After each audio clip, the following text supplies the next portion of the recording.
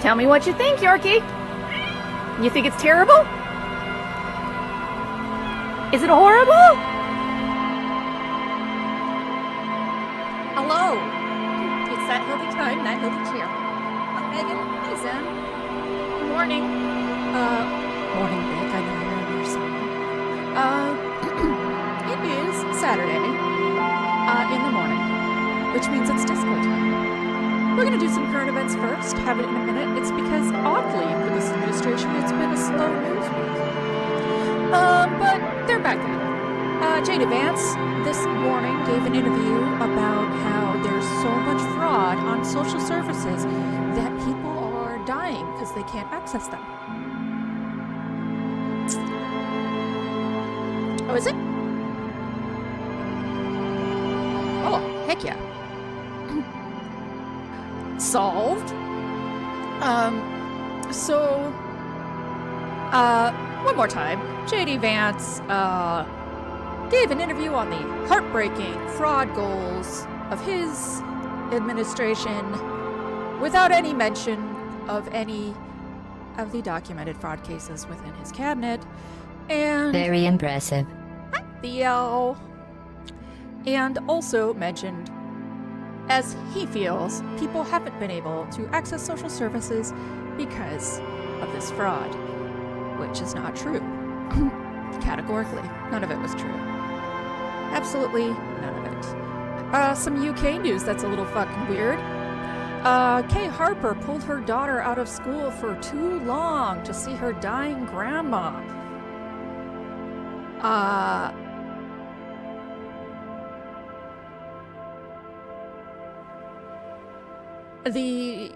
I guess at the school she was in, you have to get an authorized absence, and the school had more than 20 days to tell her, and they didn't. Then they took her to court for not paying an £80 absent fee. She was given a 12-month suspended sentence and ordered to pay £170. In the UK, drug dealers get 6-month suspended sentences.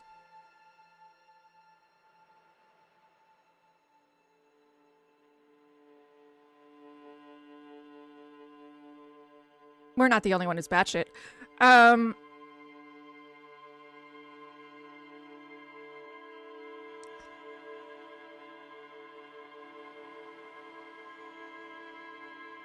Lula,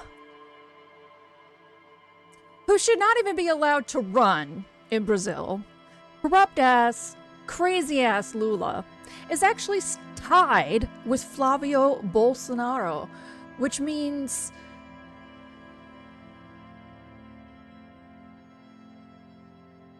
Brazil has also taken the MAGA pill, I guess.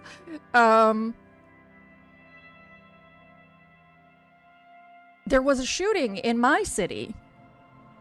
Technically a mass shooting, but at Kaiser City Station in Salem, Oregon. 2 people were injured, 1 person dead. Unionized workers in New York have shut down the New York subway system.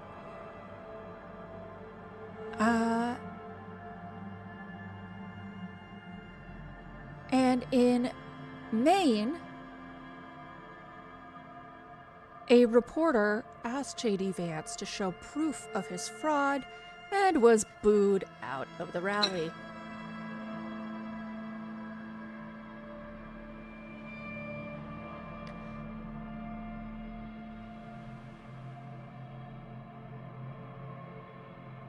I think that's about the most, other than slightly good news.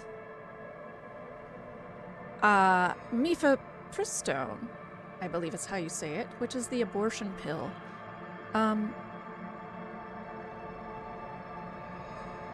has been allowed access by the Supreme Court until further notice, until the end of their ban, which they want to require women to go get a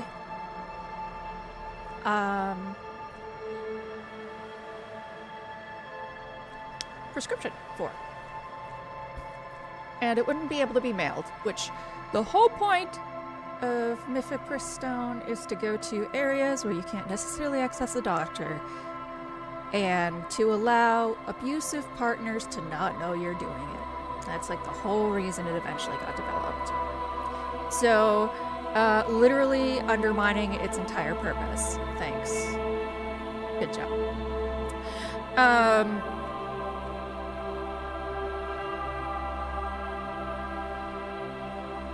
But at least it has been given the right to exist by the Supreme Court, which is amazing. It's an emergency stay, so maybe it's because there's this 4 women on the Supreme Court, and they were just like, if we got pregnant, we would fucking use it, and if you whatever, we will fucking kick you in the nuts. Maybe it was violence. Maybe they did it with violence. Maybe somebody walked up to Roberts and said, would you really want one of your rape victims to not be able to have an abortion? Oh, always too soon. Term limits, everyone. Let us... Tell me what you think, Yorkie. You think it's terrible? Is it horrible? Let us play a game that's equally grimdark. Beep. I learned from last time. Specific color space. I figured out that the Disco Elysium extension just stays on when you're not streaming the game. So sorry for those of you who kept seeing a notebook all the time. I'm Scuff, as we've remembered, and I forgot to learn how to shut things off. However,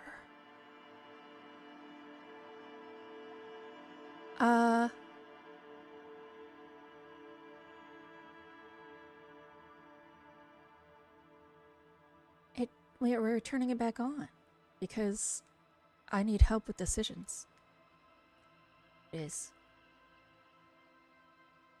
the way of the world.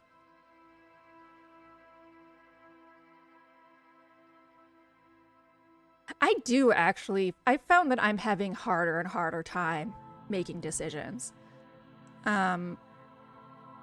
which is a side effect of a very stressful emotional environment. So, you know.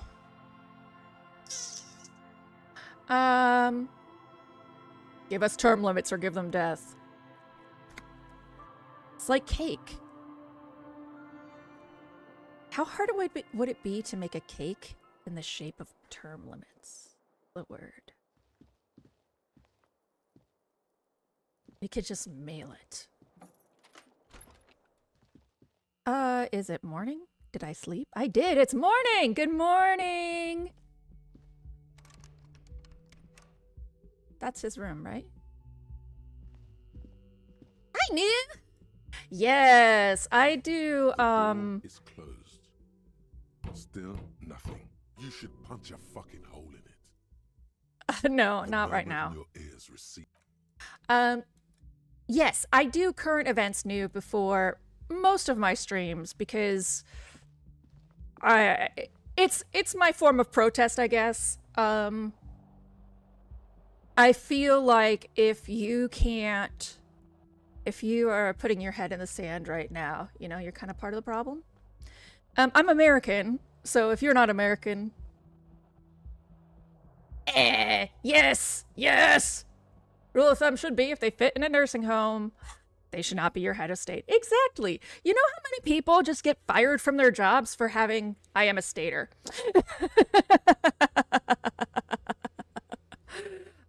So I appreciate that. I'm going to start saying that. I am a stater. Who put the clothes in the trash? But yeah, I just feel like, you know, maybe it won't get me the most followers, but it's important that we talk about it because there's no running from horrible things only lets horrible things continue to exist, even if it hurts. I forgot when my workday starts. That's fine. So, we were talking about politics. We were talking about term limits, like, for the love of God. It came up because I was mentioning how somehow Mifa Pristone got a stay so that it can be oh, holy shit, the union box. Oh, now I gotta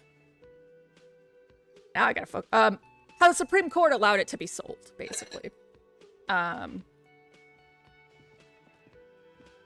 And I made a joke that there were so many women that maybe they just were violent about it, or that somebody mentioned Roberts might want it for his rape victims, and then my viewers are used to that, so nobody went, ah! They just said term limits. Morning. He gives you a quick nod. Looks like we can get to work at once. The union muscle turned up. They look rowdy. We should talk to them. I guess this is when my day starts. My day starts when I wake up, and then Kim's like, it's time for work. Are these the men Garth that told us I about? completely forgot. Sorry, I had a rough night's sleep. It's them by the looks of it. Loud and nasty, just like the manager said. Oh, Kim. You're not sleeping because life is hard, huh? Zem, at least they did something right. One thing. One loose thread less to worry about. And one big problem to replace it. Is it okay if you vote when you're a person of color? No, but, you know. Okay. We're gonna focus on this game here. Even though, like, actually, of all my streams, this is the one where I get to talk about politics and not necessarily feel bad. I only feel bad because I'm conditioned to by being femme. But, feel bad. Have you... New. So it new. Well, I'm gonna call you new with like some stank on it, unless you tell me otherwise. I got told that my Inland Empire score is ridiculous. Then that made me want to lean into it more. Right now we have this kind of delusional, dramatic, almost sociopathic. Victor just brought me avocado toast. Character. That was rude. I forgot that toast is loud. Okay, so 9 is really high.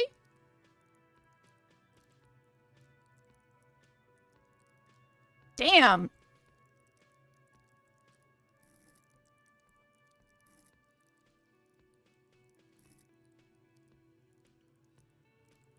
So, like, part of me just wants to keep leading into it because apparently I've already made this guy broken. But I also need to be able to pass some checks.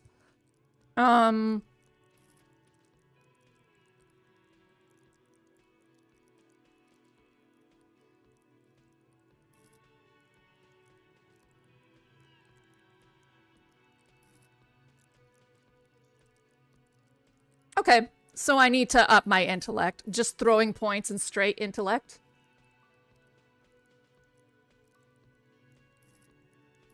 Can I do that? Can I just flat raise my intellect? I can't. Okay, I have to... I've unlocked some thoughts. Oh, try to be a superstar cop. Yeah, because right now I think I'm a communist.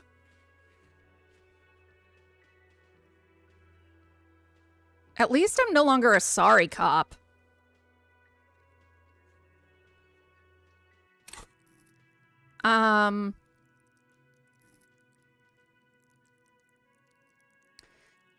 Superstar cop. One int commie is walking without a leg.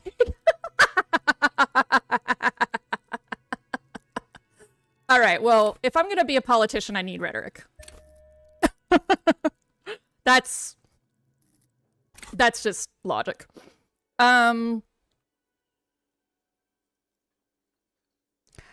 don't feel like I have questions about why they're rowdy. Purposefully concentrate on something else first. One more thing before I do. We don't have to talk to them immediately. We can walk right past them, continue They're in with our no business. hurry to leave. They think they own the place. Anyway, I leave that choice to you. Whatever you decide is fine by me. So Zim, as far as I understand, I play every game blind. This is my first playthrough. I play every game really, really blind. So, I did when I got told that my Inland Empire score was nuts, I went and did some research. Not a ton. Apparently, there is no way to actually break your game. It's just how weird it gets.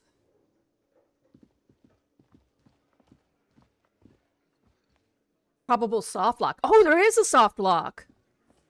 What is that? What are you?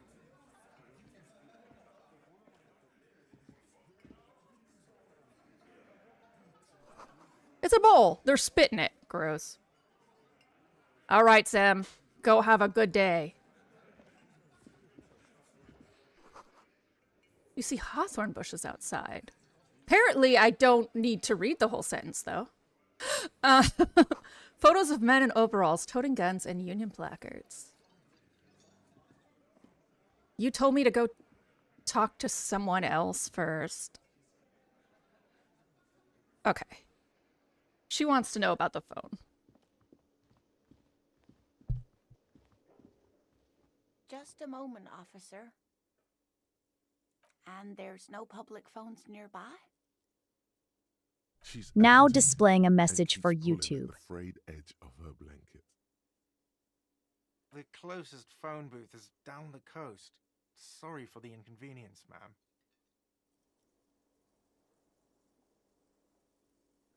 He appears to be genuinely apologetic. It's fine, I understand. Thank you anyway. Now then.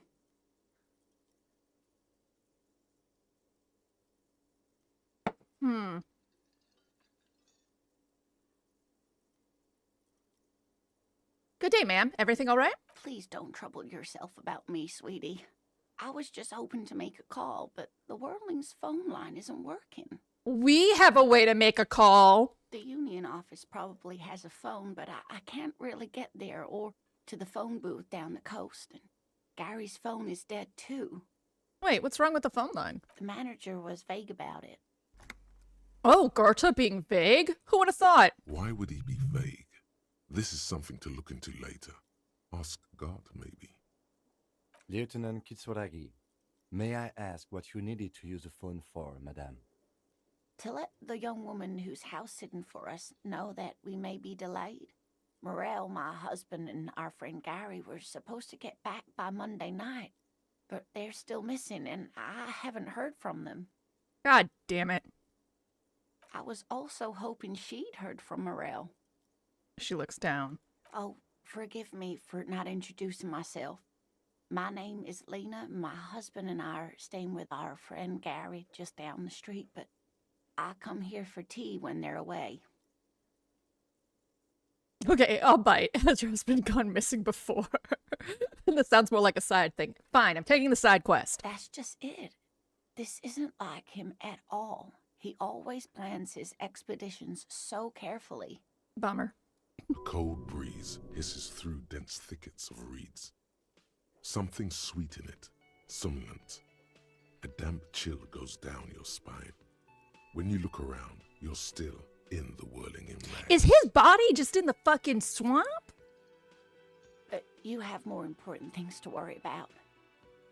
What? Tell me about this expedition. Just some field work, sweetie. Morel is a highly trained scientist. He and his assistant Gary are studying an extremely rare species of insect. You're a cryptozoologist, honey. Like your husband's a cryptozoologist. It's not extremely rare. It doesn't exist. But they should have returned by now. They were just going down the coast across the water lock to set a few traps. He said they'd be back on Monday. She sighs. What could be keeping them? The waterlock. That was broken. Could this be it? The waterlock to the other side of the coast is broken. They're probably just stuck over there. Oh my. What happened to the water lock? I really don't know. Well, whatever the cause, I'm thankful. To She both turns of to the you. lieutenant. You've spared me another sleepless night. You're welcome, ma'am. I hate to ask, but if your investigation takes you to the other side of the coast, please do keep an eye out for my husband. This will surely lead to a cryptozoological mystery with that extremely rare insect. Absolutely. And if you see him, let him know Lena is waiting for him here at the Whirling. He gets so tangled up in his work that he may not know the water lock's been repaired. And Yeah. it's cold out there.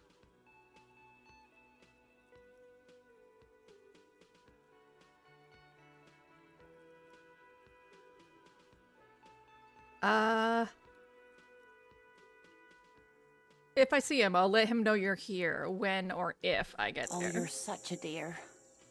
Thank you, sweetie. So your husband is some kind of scientist? Oh, yes. A zoologist. A cryptozoologist, to be more precise. Yeah, go ahead. Tell me what it is. It's a pseudoscience that attempts to legitimize research into mythological beasts and urban legends. Lieutenant sounds unimpressed. Motherfucker, here's the deal though. These are cultural indicators, even if they're not real. What we choose to make up to be afraid of is as important as what we are afraid of for real. That's one opinion, yes. And people are entitled to their opinions. She's used to playing off such insults casually, but they still affect her. My apologies, ma'am. I did not mean to undermine your hobby. Hobby? It's not a hobby, dear. It's a subfield of zoology, one specializing in animal species that are so exceedingly rare that many assume them to be extinct or even fictitious. Searching for such species called cryptids is difficult and often thankless, and frankly, many scientists are too lazy to do it. Universities these days are rarely interested in supporting real research. This is a really shaky argument. She's completely internalized her husband's struggles. They are her own. That's a real shaky argument. That's a real slippery slope. People who choose not to completely believe in faked things are too lazy.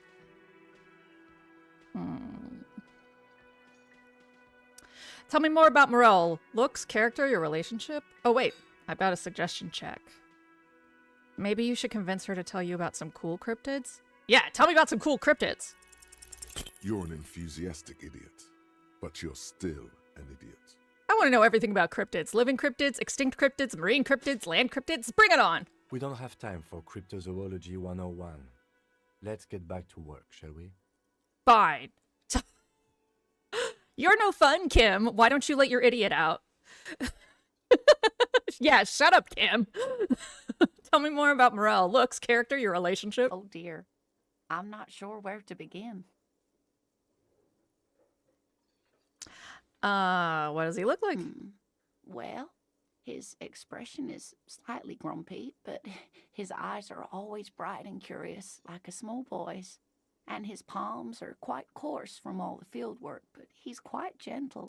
Okay, what color is his eyes? What color is his hair? How tall is he? It's always a challenge to describe the person you know best in the world. Let's try this again. If I were trying to meet him on the street, what would I look for? Oh, well, he's a bit shorter than you, but with a larger frame, and he has longish white hair, usually a bit uncombed. You might say wild, even. Makes sense. He's basically a bush baby. The lieutenant pulls out his notebook and begins jotting down the woman's description. Good job, Kim. Be my memory. One other thing, he'll likely have all kinds of field gear on him, even if he's not out in the reeds, you know, just in case. How long you been married? I Oh, hope I I've hit the been wrong useful. button. Hold Oh, on. dear. There we We'll go. be celebrating our 16th anniversary this autumn. Oh, that's sweet. Not You the met when most you were older. numerically satisfying anniversary, but I like the less obvious milestones even more somehow. How did the two of you meet? Via dating agency, I'm ashamed to say. I was looking to get back into the scene Ashamed? after recovering from my accident. And he'd just divorced. Oh no.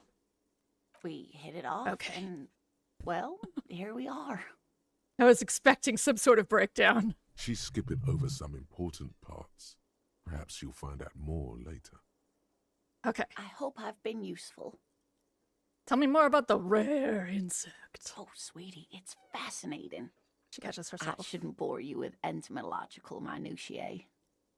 The Please. lieutenant gives you a sideways glance. Kim, learn to have fun. No, I want to hear about the insect. Well, it's a phasmid, technically, but Phasmid. Oh, yeah. Here comes the interesting.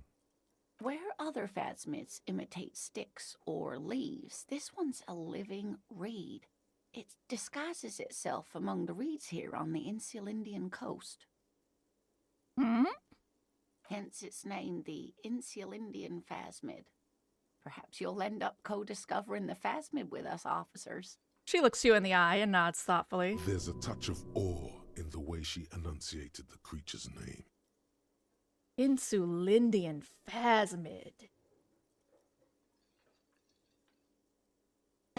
Coffee.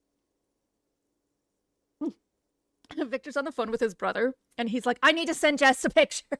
Sorry. I need to send Hildy a picture. And I'm like, no. I knew it. Vic's trying to explain to him We're that a bit streaming is choosing like made-up working. insects with cryptozoologists. Oh, dear. Kevin. You know, there's something about Kevin's. It's not made up, officer. I can assure you. It's simply elusive, so much so that most establishment zoologists doubt it exists at all. What makes you think the phasmid is around here, other than its name being about our thing, Well, our some place? teenagers making out in the reeds saw one. They didn't know what it was, of course, but there was a brief article in a local newspaper about their encounter with a ghost insect that looks like the reeds. Gary sent us the clipping. So a newspaper clipping is all the evidence you have. Of course, most phasmid sightings turn out to be false alarms, but their description matched the Insulindian phasmid perfectly, and they didn't even know what they were looking at. I mean, they could have been high. There's a lot of teenagers high in this town. Enthusiasm has wiped the worry from her face. Her eyes sparkle behind her glasses. You seem really excited about this cryptid. I suppose I have something of a personal connection to the Insulindian phasmid. All scientists have their little hobby horses. Does it have cool powers? Yes, it can blend in almost perfectly among the reeds. It's how it stayed hidden all these years, centuries even. Her face and my face light up at the thought of it. So is it dangerous? Not at all. Why else would it hide itself so carefully? Is it valuable? Oh, I doubt it. No one gets into cryptozoology for the money, sweetie. Or botany, which is my science. Okay, what's so special about the stick bug then? Oh dear. I'm afraid I'm not explaining this very well. It is very special. The woman's face flushes with embarrassment. Morel can explain it all much better. I wish you could hear him describe it. Then you'd understand, I'm sure. I have two rules. Even though this is my first playthrough, I've kind of made some rules for myself. One, if I can ask for money, I'm gonna ask for money. And two, I'm gonna tell everyone what's wrong with me. I don't have secrets, because if I've lost all of my memories, I no longer have a sense of caution. I haven't been trained by bad reactions to that. So it's time to, like, tell everybody. You don't notice this about me, but actually, I've lost all memory of the world and myself, and I have no idea what I'm doing. Surely things can't be that bad? She frowns, looking you over. You sense that she won't judge you, no matter what you say. Things aren't bad. They're catastrophic. Although I want to say this, because who would fucking say it like that? Nobody. Yeah. Of course it's that bad. You know where we are, right? We're in Ravishol? That's right. in a hostel called the Whirling in Rags, to be precise. Honestly, I don't really know anything about Revachol other than it sucks. Oh my, how would I even begin to tell you? Revachol is the most beautiful that's city in the unfortunate. world. We're fortunate to be here, you and I. That's really unfortunate. I haven't seen very many other cities personally. Everyone says so. Revachol is a rare jewel. This city used to rule the world, though it has seen better days. There's a pause as she studies your expression. You must look quite lost. Sorry, I spilled my coffee. That's why I was cussing. I'm the reason why I can't have nice things. Speaking of history, you know what year it is, yes? I know it's the spring of 51, but I think I don't, because characters have only mentioned it in like giant walls of text, and again, I've lost all my memories, which means I think like a child. There's so much information. A lot of times children are misdiagnosed with ADHD because there's so much coming at them they can't keep track.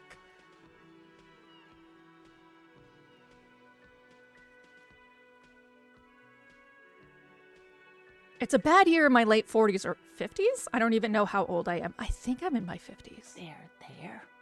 The year is 51 and spring is only just started. I'm sure there are better days ahead. She looks flustered, her hands smoothing out the creases in her blanket, even as she attempts to reassure you. Nice lady. The lieutenant studies you, rubbing his chin. To be fair, he doesn't really have one. Like, that's the only bad thing about Kim, other than being a stick up the ass. Like, everything else about him is perfect in every way. I'm beginning to suspect that you might indeed be completely adrift in this reality, thinks the lieutenant.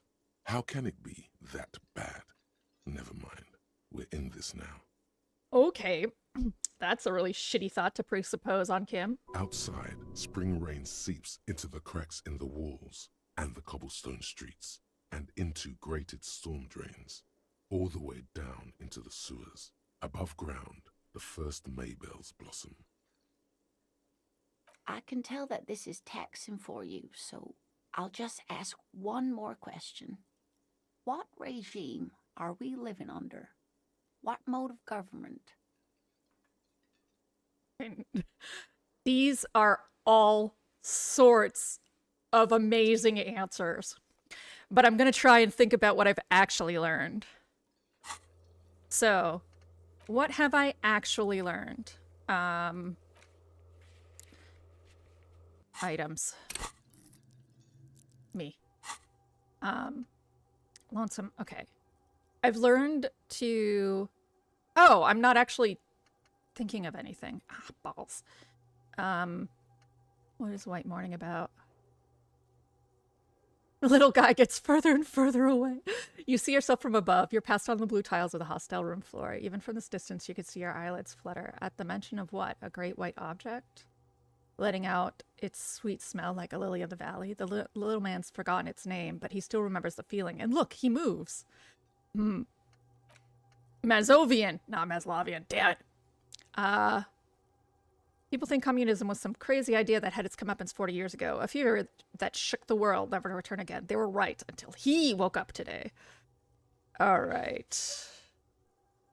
And then rigorous self-critique. You're one sorry piece of shit. A cop penitent, a flagellant cop monk. This is not the right line of work. Okay, that's sorry, cop. I don't want that. This is some sort of... I'm not okay. All right, let me finish this conversation because I have a feeling she's going to give me something to think about. So what I've actually learned. The Union controls this town. Nobody knows who controls this district. Two cops districts argue all the time about who covers this district, so nothing's getting fucking done. The Union's super corrupt. I forget the name of the corporation, but Margaret Thatcher, Joyce, she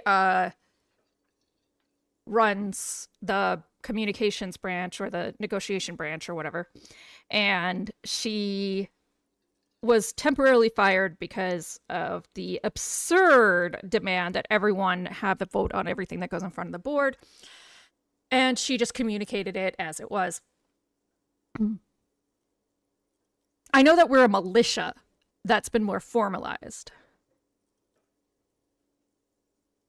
And that there was a giant nuclear pile because some district tried to make a nuclear bomb, I think. A nuclear reactor, I think. Unless, is that Frostbite? No, it's this game.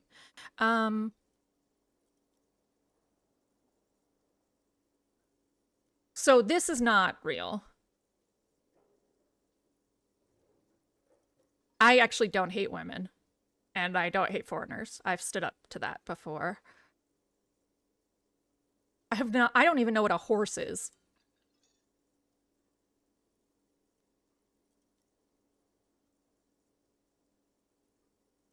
It is... Yeah, I'd like to think it's the sweetie, dictatorship of the proletariat. It's really not. There used to be people who thought that way, other people who wanted those things, but they all went extinct. That's a great way to put it, Lena. Revachol is a zone of control led by an alliance of foreign powers called the Coalition. Oh, I We knew the have Coalition. almost no government of our own, and certainly no dictatorship of the proletariat. But they still have cops. There's no government. How come there are cops? Oh dear, this is troubling.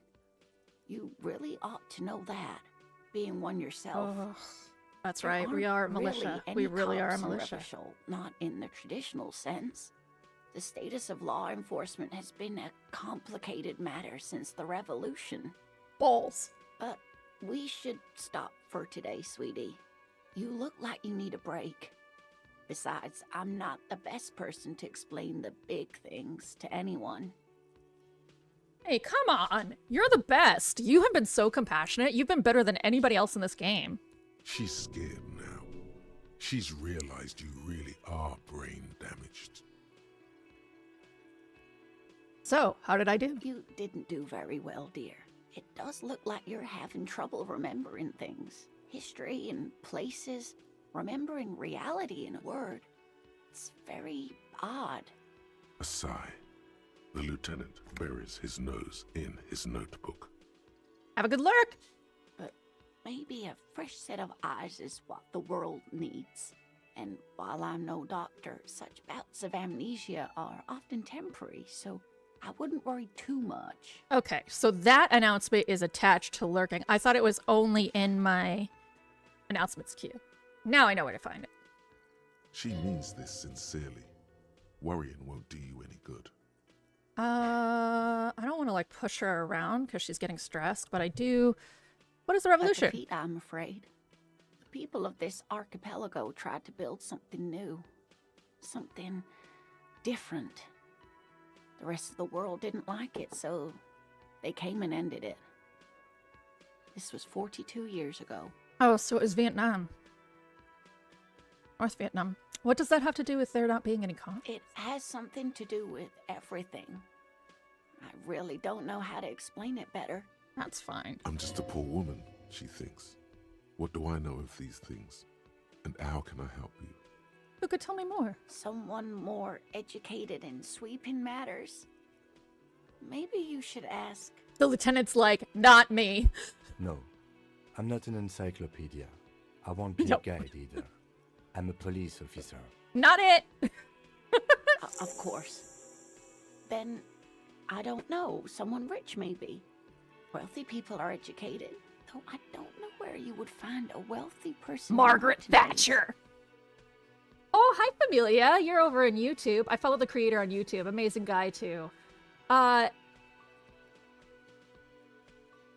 The original dev?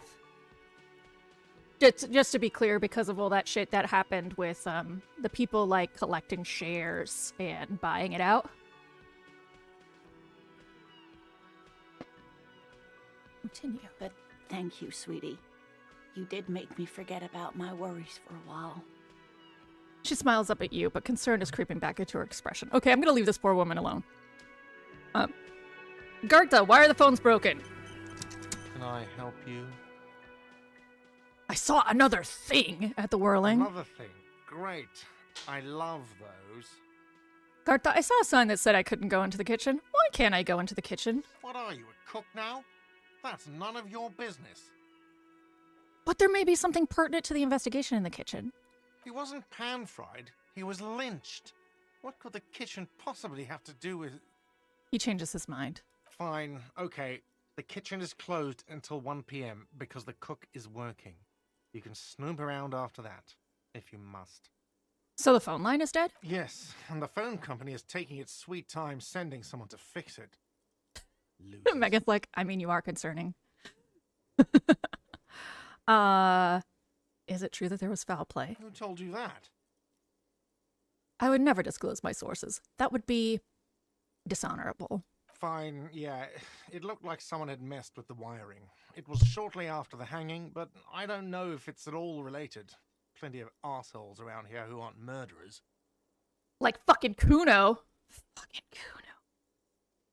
If you do find out who cut the line, though, let me know so I can forward them the repair bill. All right.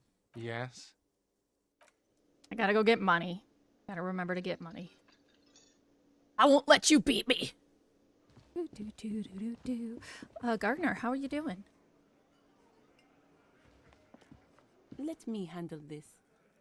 The woman says to the crowd in the mess hall before turning to you. Detective disorientated. Are you still wondering where you are? This is Martinez, in case you've forgotten.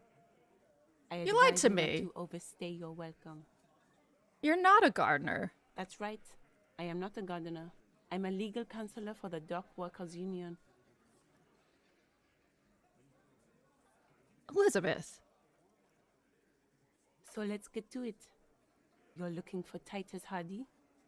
You think he has information that will help you? Maybe he does. She points to the man on her right. There's no man on your right. That's Titus. Talk to him. But know this. I'll be keeping an eye on you. No strong arming. Nothing official.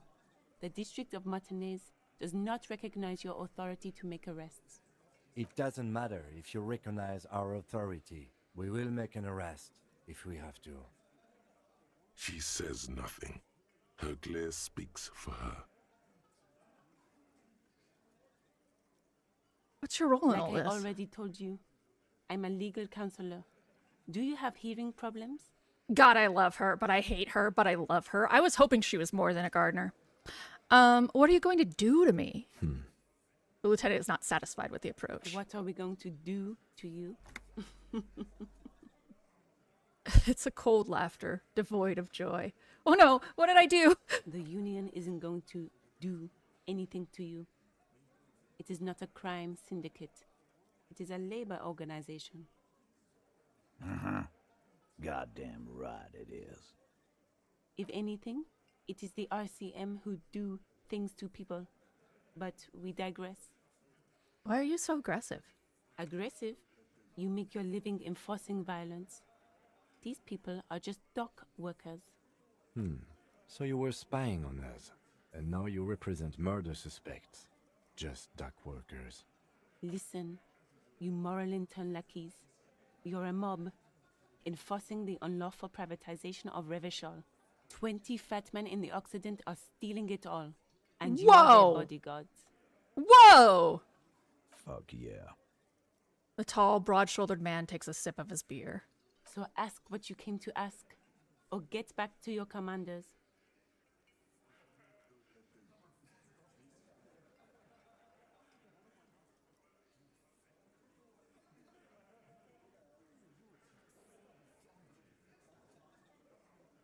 Oh.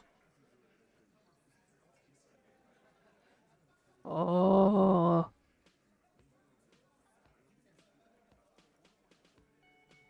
All right.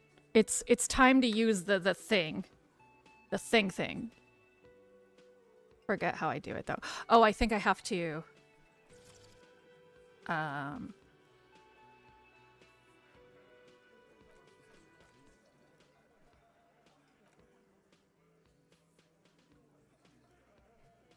Oh, I didn't turn it on. Why do you make me return it on? Ugh. Okay. I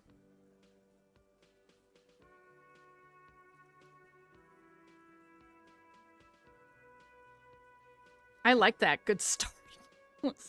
Fine. It's, yeah, but I can't tell you to vote. I'm supposed to be able to, like, turn on the voting, I think.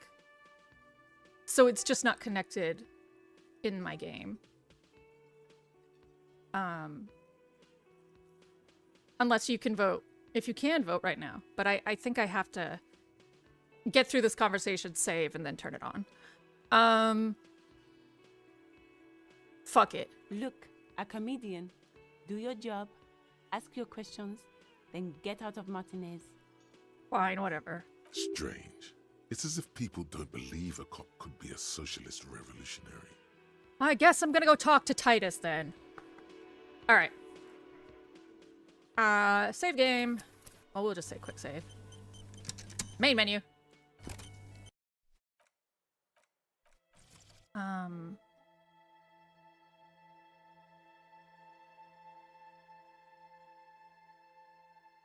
Twitch integration. Ugh. Why you gotta be so rude?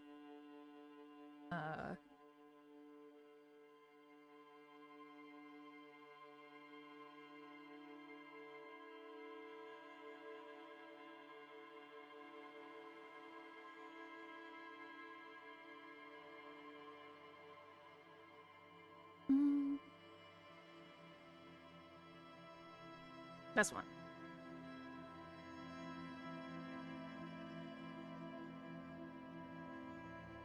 Okay.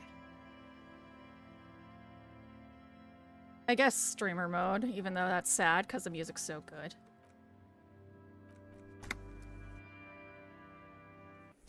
Okay. I've got nothing to say to you. What if I Why want are to you talk? wasting See, your there they time? are. What if I want to talk to you, not Titus? What you want is of no significance. Fine. Whatever, lady. You! This is where you say your bid. You have the most try-hard voice I have ever heard. A broad-shouldered man points at you with a beer can. Detective. Lieutenant acknowledges you with a sharp note. He's leaving it to you. If you think I'm so fucking out of it, Kim, don't leave it to me. Don't say anything yet. Hey, dipshit. You hard of hearing or something? The boss man's talking to you. Cross your arms. What, is he fucking kidding? This guy high or something? The little guy looks at his mates in Hey, disbelief. asshole, up here. We're talking to you. We are looking for Titus Hardy. Lieutenant turns to the broad-shouldered man at the end of the table. We need to talk about the man hanged up back. Oh, this is about him. A real looker, that won't.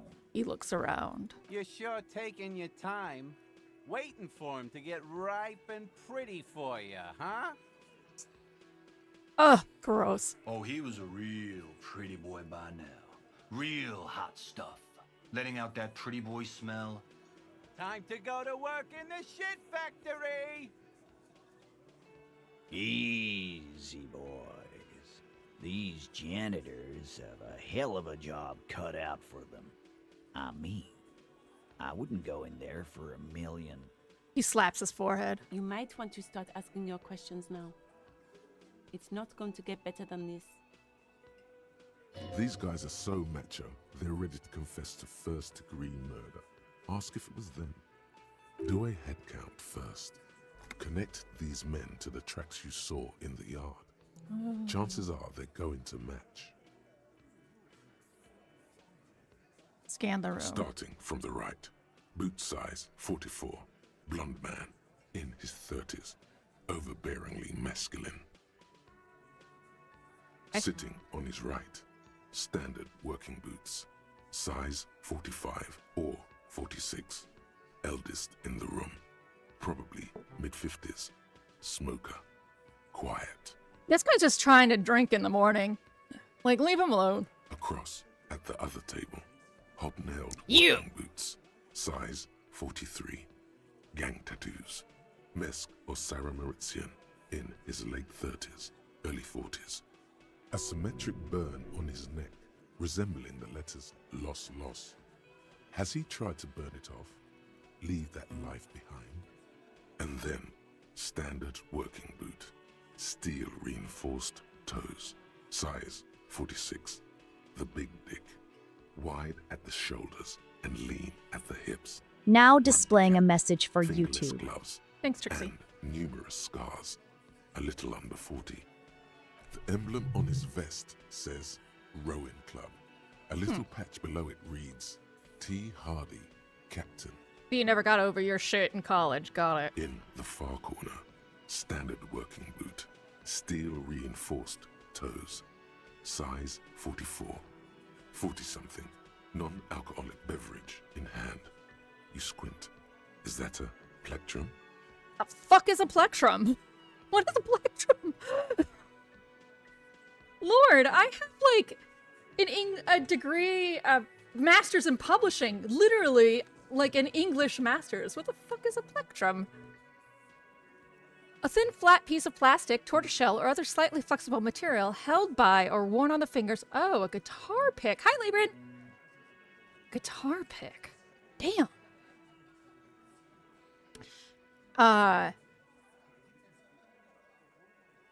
Where? On his neck. Forget it. It's not important. It is important. Let's call this one the musician. And the little guy? Size 41. With the light step. Not a child, after all. An older man with a rat face, mean, watery eyes, and 2 front teeth missing. In the middle, heaving and wheezing. Big guy. Boot size 46. Deep marks. Probably carried the victim over. He alone is 130 kilos. Add the man in armor, and you could easily exceed 220. In conclusion, these 7 are the actors on the crime scene. The footprints were theirs, but there's a discrepancy. One of them is absent. The odd soul? Exactly. The missing lady driver who was running the drug trade. Does it mean the Hardy Boys are involved in the drug trade as well?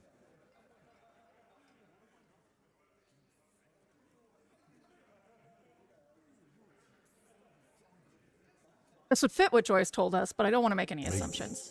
But hey, you've stood there for about 4 seconds, not saying anything. Just staring. Ma'am, Now is someone a has good paid time for your to put them in hydration. Oh, question. thanks, Trixie. Where's the 8th Hardy? Victor, may I trouble you for some water? I have received a water order, and I'm out of water. The fuck is with you, fella? Titus is staring at you with his head tilted.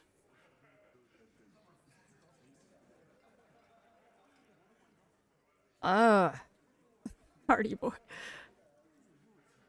I found 8 sets of footprints, but there's only 7 of you. Where's the 8th Hardy boy? What are you talking about, madman? There's no 8th Hardy Boy. There's 7 of us, and we're all here. Or what? You want to be the 8th Hardy Boy? We ain't hiring. He shakes his head. Actually, boss, we've been talking, and we think she could maybe... This person Glenn wants to hire. He really respects her. Cute. Ah. Shut the fuck up, Glenn! I do the talking here. Now what the fuck do you want, cop? Well, you just confirmed some very important shit, my dude. So let me get this straight. There is an 8th Hardy Boy. It's a she, and you don't like us talking about her? That's right. We're not talking about this. This is a private Hardy Boys matter. Nothing to do with your shit. End. He points at the lieutenant. You're not cops here. Don't go digging around if you don't want a bullet in the back of your head. I'm watching you. Good. We are all watching each other. Officer, your question. Lieutenant adjusts his spectacles. There's no point in pushing it further, he thinks. This is already a victory. We'll learn more about this 8th Hardy sooner or later. The man hid in the backyard. Did you do it? The pretty boy. You He takes a sip from his can. really love talking about that pretty boy. Funny. But my partner and I have a serious matter to discuss with you. The lieutenant says without a smile. I've spoken to the dead man in a bizarre occult vision. All right, guys, go ahead and vote on what I'm going to do. You'll see the buttons on screen.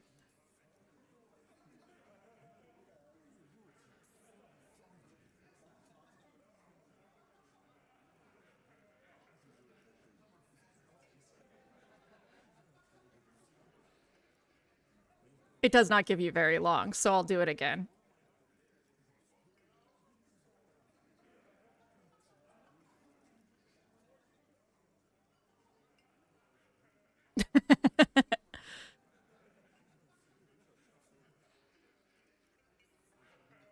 Okay, it's between 2 or 1.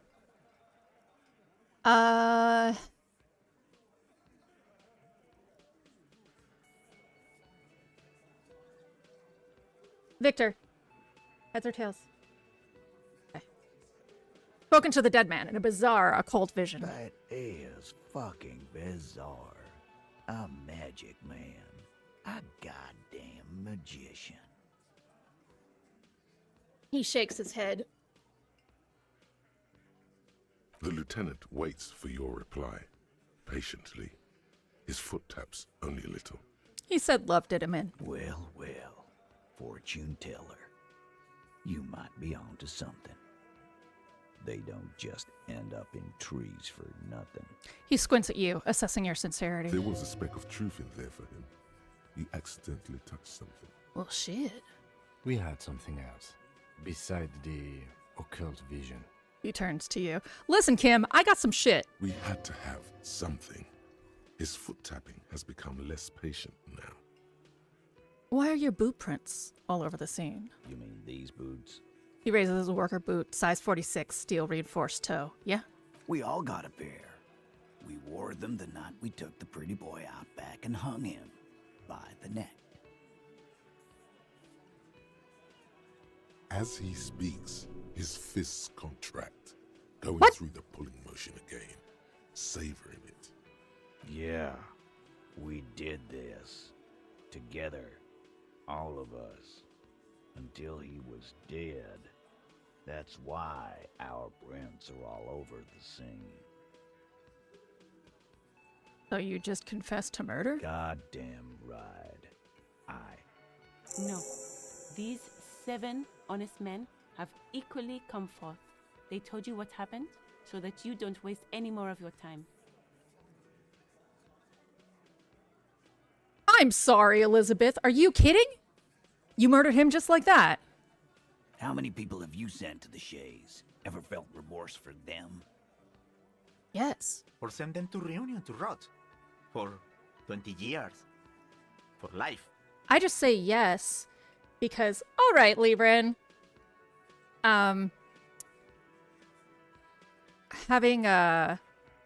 When I looked at my little board that showed how many deaths there were, I was really sad.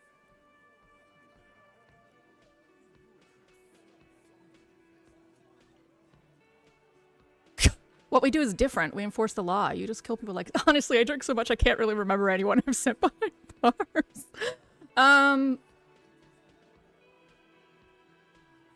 You just kill people like it's nothing. But you see, a lawman, is something people agree upon. And here in Martinez, we agreed that this man had to die. He says, squeezing his beer can. Why did you kill him? Why? 'Cause he was worthless mercenary scum.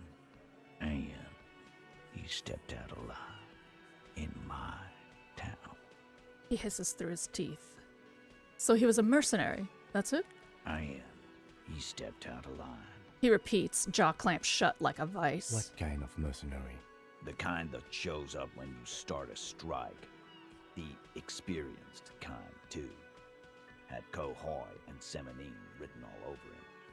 Ex-Oranese Special Forces. A live grenade. Right here in our bar. This one has a special gripe with him coming here. I can't prove it, but I know he was sent by the Wild Pines. They hired merc shit like that. Story of every strike from here to Samara. Yeah, you know, it's funny. We're plural and just couldn't get into this game. Really?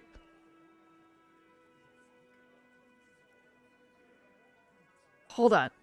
How do you even know he was in Special 'Cause Forces? one night, he walked straight up to the mic and said, I'm R&E's goddamn Special Forces, and I'm gonna fuck you all. You know what, Eugene?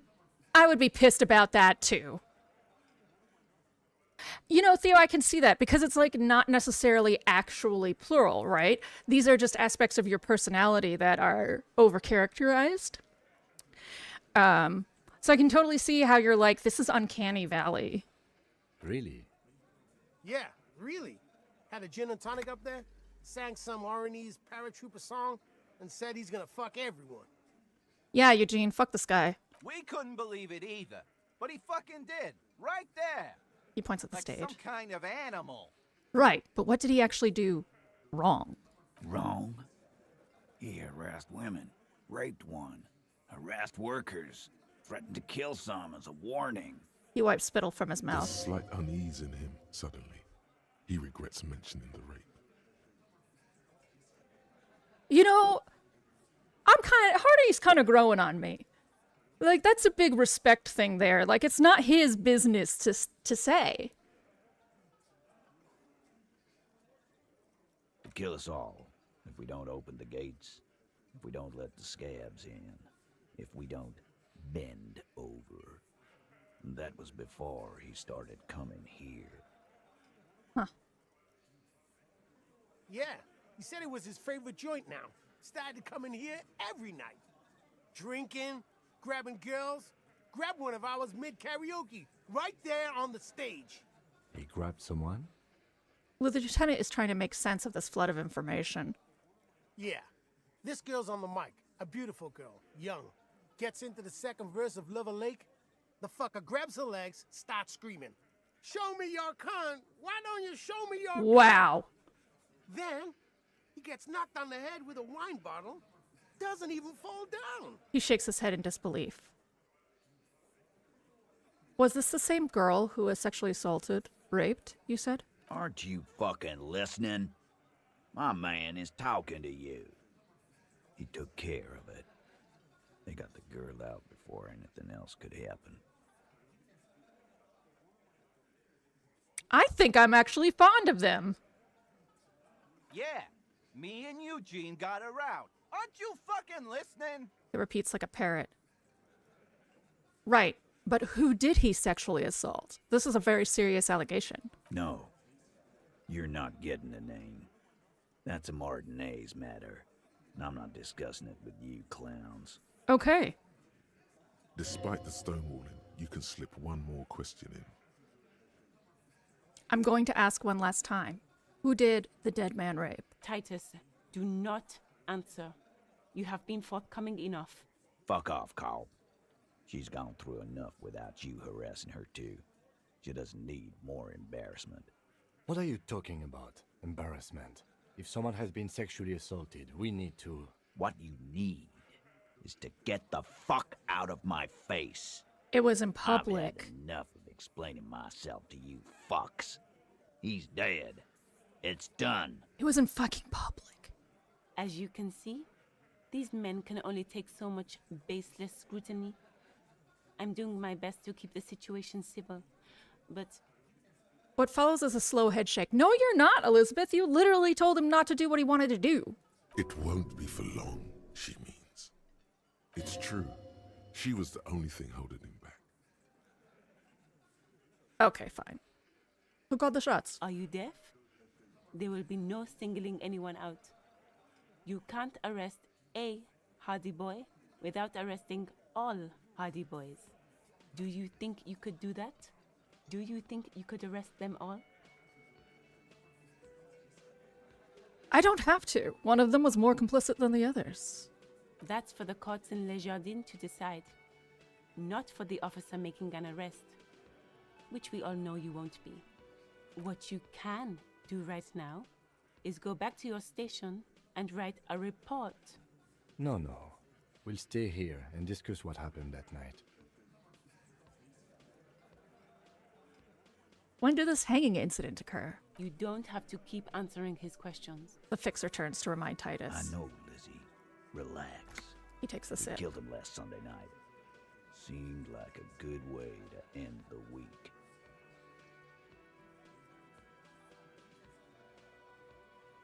Understood. Next question. Why not? Yap my ear off. I got nothing to hide. It doesn't really matter how long he knew him. We know why he did it, and he was a fucking asshole in that period of time. How did you kill him? We hanged him up by his neck until he got real still. Wasn't that obvious, Copper? Didn't they teach you anything at the cop school, idiot?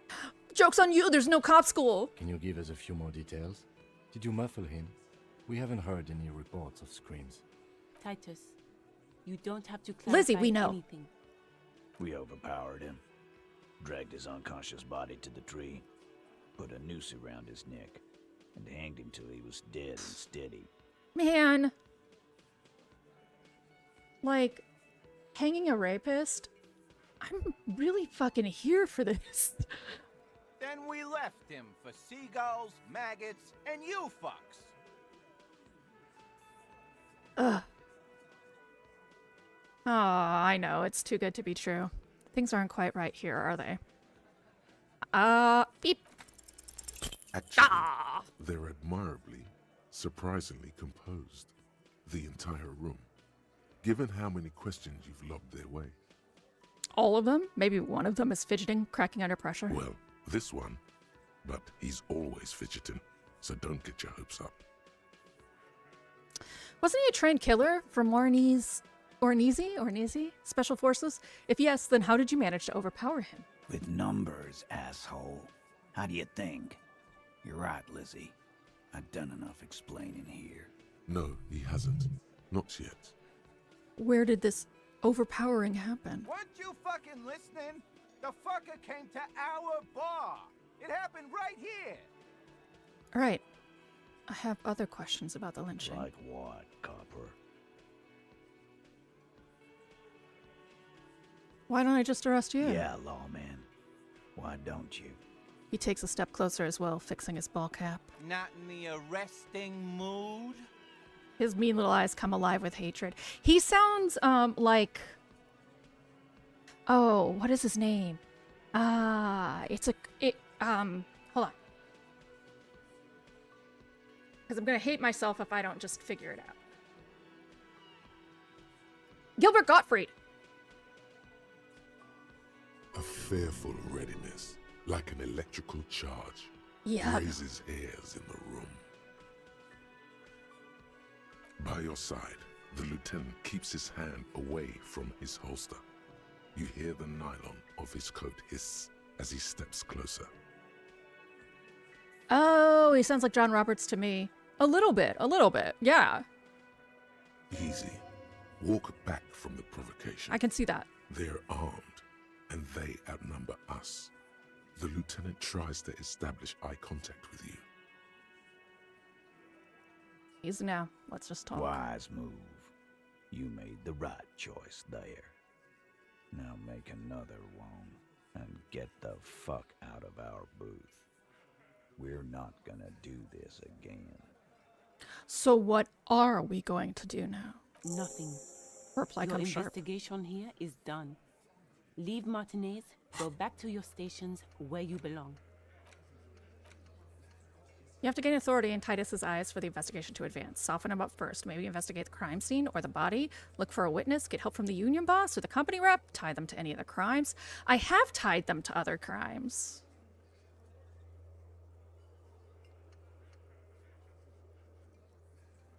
Oh, well, I didn't actually confront them, though. I think we're going to stick around, thanks. Some things don't add up here, Titus. The lieutenant closes his notebook. I've done this job for long enough to know that people don't just confess to first-degree murder. Even if it is a group responsibility, we're going to look into this. Good luck with that. He grabs another You've beer. heard everything a rent-a-cop is gonna hear from us. Real law officials. You're lucky you didn't get a beating.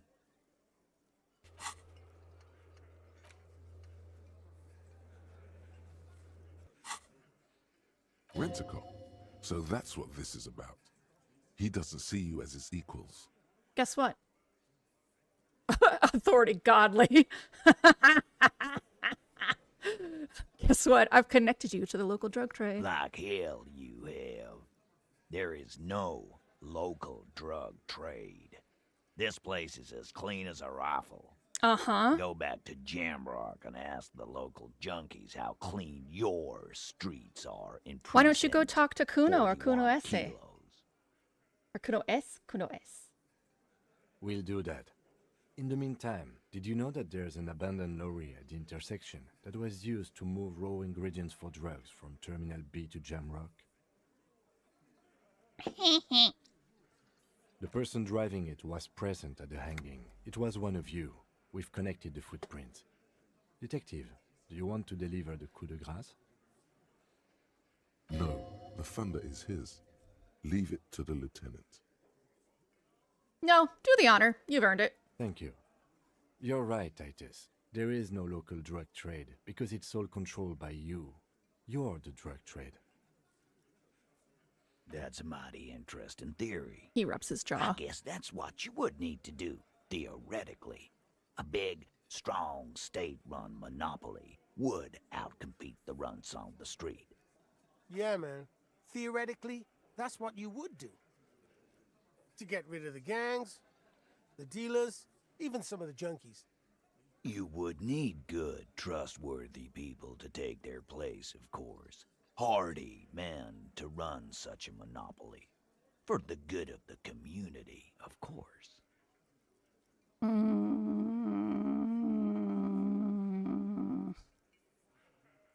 Vote! Vote! Vote.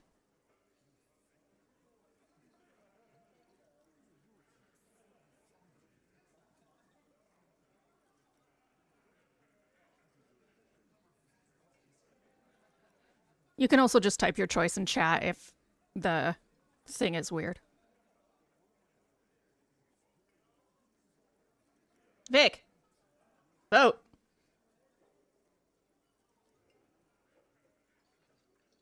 Vic. Vote.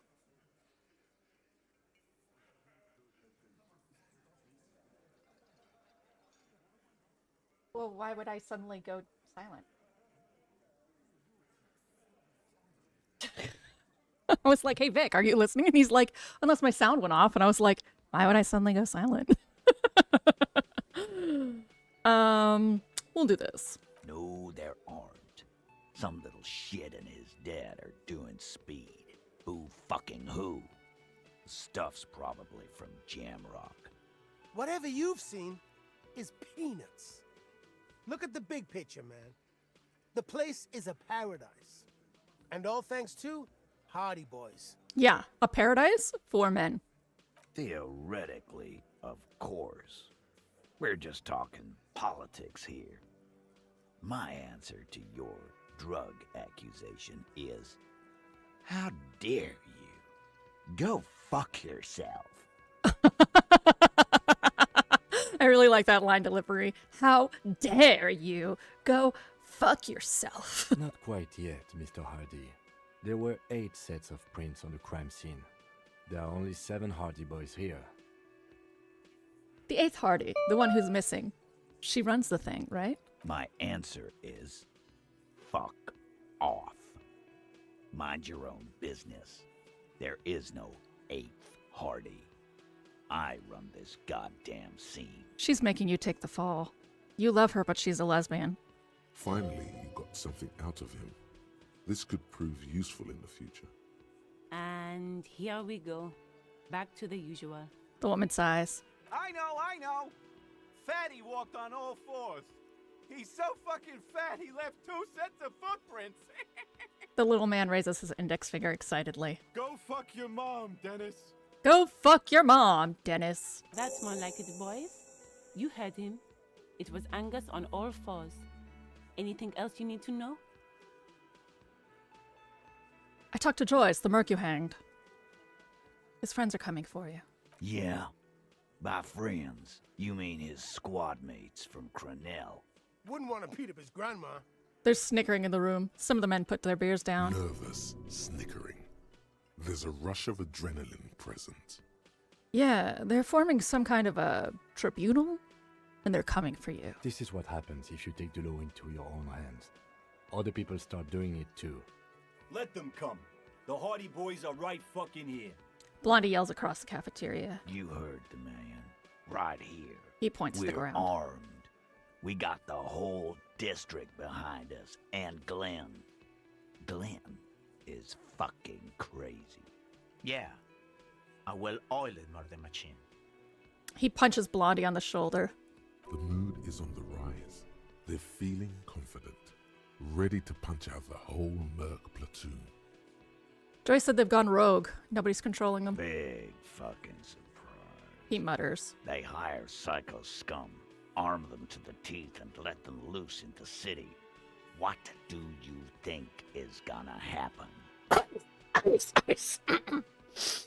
This Cornell is bad news. You know that, right? So A are spray the of local beer. gangs, the fucking Barmy Army, and the Madre scum. You've been out there. Seen any around? Yeah. Where are they now, huh? He points south. Sent back to Madre in an airtight cargo crate. Elaine, you're the most badass out of everyone. These people are trained military professionals, special forces, as you said. They're not a gang or Barmy army. No, they're not. They're uncoordinated and drunk. We know more about them than you think. Uncoordinated and drunk, but also armed with automatic weapons. We got weapons of our own. We got Ister 50s, Zeelagers. Glenn's got a knock cannon at home. Will they pierce ceramic armor? I guess we're gonna see, aren't we? See what? That they don't? Yeah, like you've been up against ceramic armor. He takes a sip of beer to bide his time, then tries to get the last word You in. haven't even seen the whole suit, right? I've seen the whole fucking thing, and it didn't make him immortal. Okay. What do you mean, okay? He jerks forward a bit.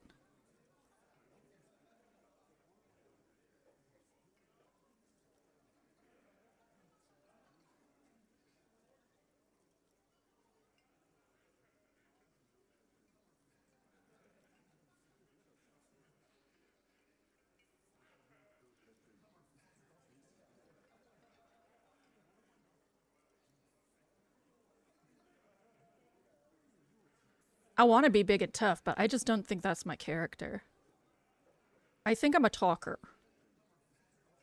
I mean, okay, they're going to wipe you the fuck out, Titus. No, they won't. He Get shakes out his of beer here at you. with your negative energy. With your negative energy.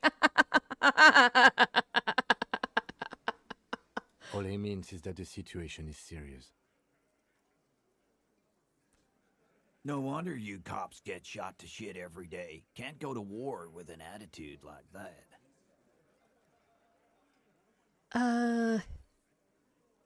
Okay, this is retriable, though. Establish authority. Yes. Of course I failed. Authority. Feverish thoughts race through your mind. That's it? That's all I got? Did you already try the gun thing? I hear the gun thing is excellent and has great results. I hear the gun thing is excellent and has great results. You're probably right. The others are only there for filler, to make the gun thing pop.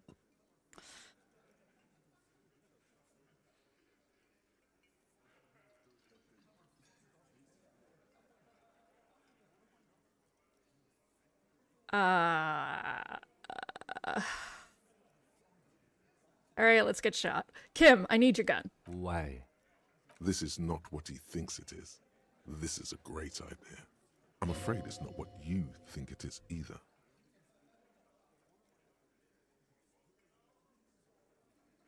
What? Who? Me? What is it? Everybody calm down. This is only a demonstration. Kim, the gun, please. What in the name of fuck are you doing? But I don't want to give you my gun. Not after the last time. last time. The fuck is happening, Titus? What are they whispering about? Easy, Shanks. I want to see where this is going. I know what I'm doing. It's not my... Trust me, Kim. I am merely flesh. Merely what? He doesn't quite catch that last word. A brief moment passes in silence, The then... pressure in the room grows to a boiling point. Be careful. It's loaded. He unholsters and gives you his firearm. It feels oddly light and buzzing in your hand, like a funny toy. I should probably equip that. Good. Now put it in your mouth.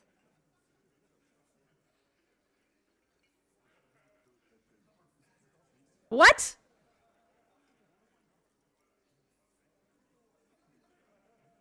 Put the barrel in my mouth? But I want to point it at them. I want to point it at them. Quit your whining. You are not safe, Authority. You are not a safe person. Everyone knows how to do that. You're a special man. You're going to point it at yourself. God. I only have that Go choice. ahead. Show them. Oh, God. What are you doing? The short, cold barrel touches your lips. It tastes like iron and hell. Genuine panic flies across the lieutenant's face. Oh! Fellas, you getting any of this?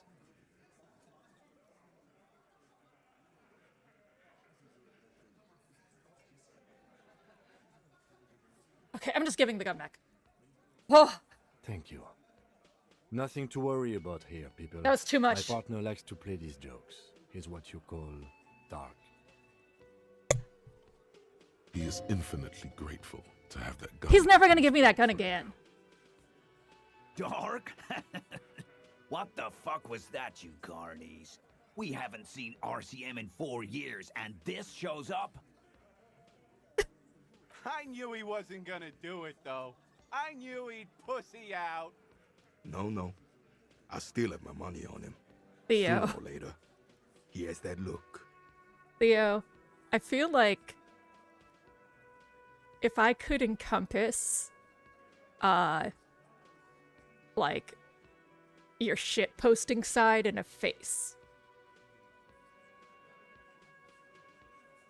I don't know who that is, but in my mind, it's this, like, cranky, non-gendered hellion who only has something to say when it is the most important part to say. The old man pulls on his cigarette slowly.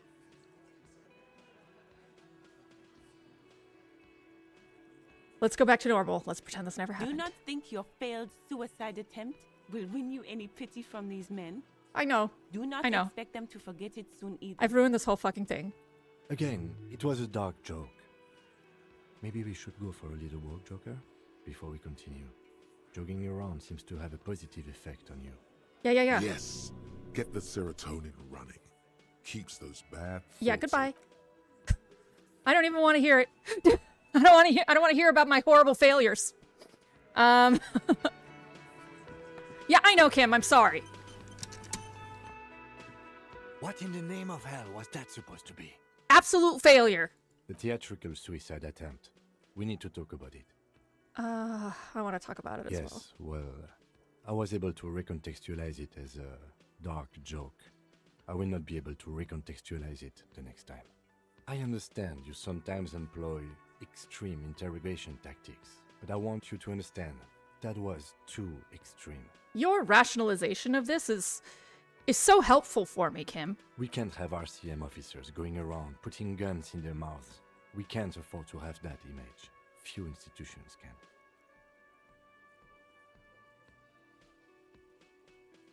I wish to embrace the gloaming ahead of time. Now displaying a message for YouTube. Thanks, Trixie. Understood, 100%. It won't happen again. Good. I'm glad we had this talk. After you. It's gonna happen again. It's gonna happen again. I'm gonna get locked into that choice again and again and again. Because I am not a normal ass dude.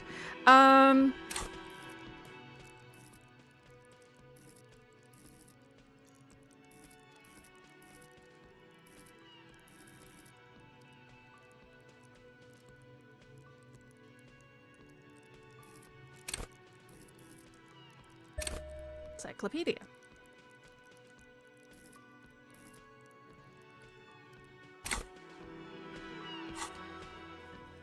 Map. Mirror, formidable, Silang, challenging, medium. I really just want a map.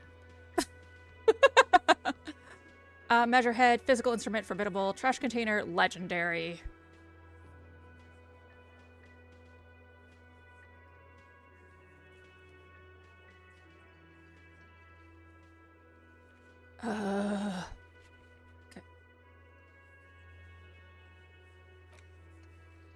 I gotta get some money.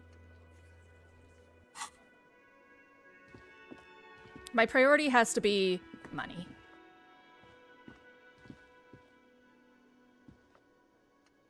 Let me out? No, the door's over here. The door's over here!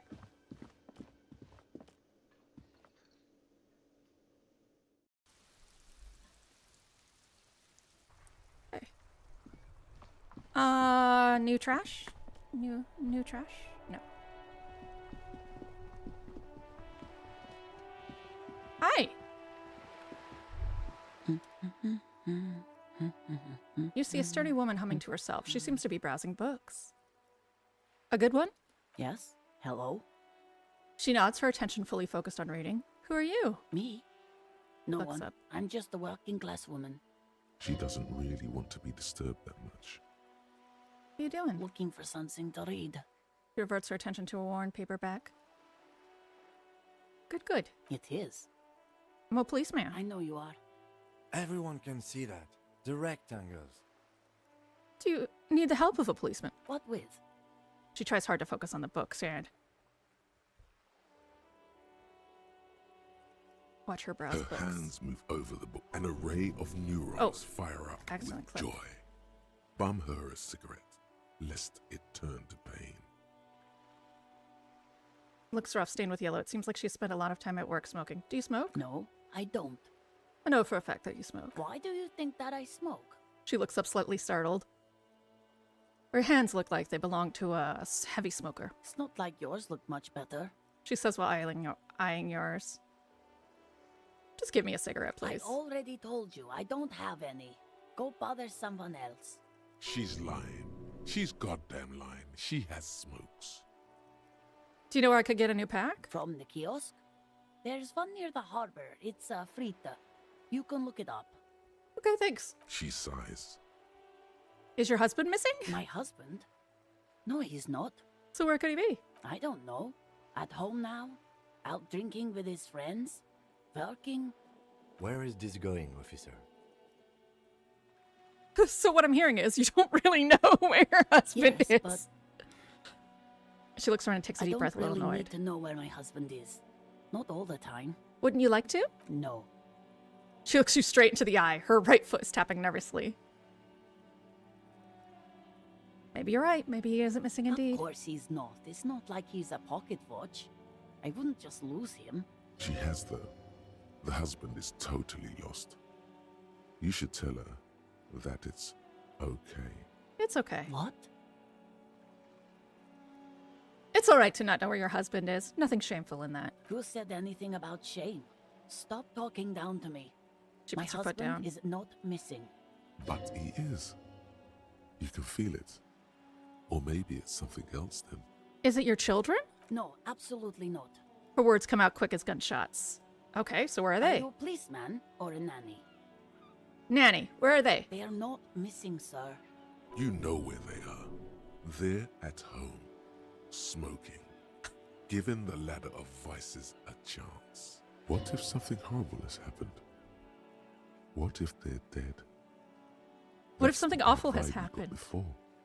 What if they're in the sewers? What? That's just... My daughters are perfectly fine. They're with their friends down in Shamrock. There's nothing to worry about. She's getting upset. Her voice has risen as she tries to convince herself that her daughters are safe. This is horrible. I'm very mean. They're almost grown up now anyway. They're past the age they need me protecting them from everything now. I'm afraid the danger is now greater than ever. Tell me, how old are they? My youngest girl, Jolie, is just shy of 16. Jenny, she is turning 18 next month. But we shouldn't even be talking about them. And can you describe their appearance? Any features that stand out? Something to make identifying a little easier? Why do you need to know this? Haven't I repeatedly told you that they're not missing? That they're in Shamrock, safe and well, at some stupid party? Did someone say party? You could use a party. Hunt it down. It's for the investigation. I'm trying to be professional. There is no investigation here. I can tell you that. She picks up a book and tries to concentrate. A flock of seabirds passes by. Maybe your cockatoo is missing? I don't mean to disrespect, sir, but you are being a bit of a cockatoo here. For what it's worth, I agree. But cockatoos can't be stopped when they get like this. It's better to indulge him at this point. Oh, that was shady, Kim. Ma'am, I was asking about your cockatoo. Is it missing? I don't even have a cockatoo. And guess what? What? Even if I had, it wouldn't be missing. All right, cockatoo not missing. I just wanted to make sure. She turns her attention back to the bookstand. Just one more question. What did you mean by me being a cockatoo? Nothing. Go read up on them if you're so interested. There's a great book in the bookstore. Maybe you should. What if the cockatoo is your astral captain? Or your heraldic bird? Get tasked. Wonderful. The store is open. That's all for the moment. I'll let you read. The woman before you nods and returns to her reading. Man, the people in this town actually do have a strange amount of patience. It takes willpower to even read the author's name, Jan Kaus from Iguania. I definitely don't have the money to buy a book right now. That is for certain. New bottle, no. No. Okay. Find your heraldic bird.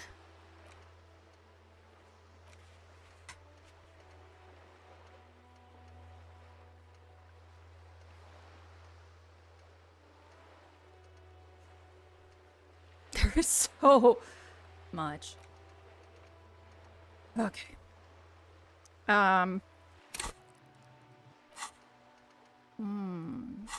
What am I doing?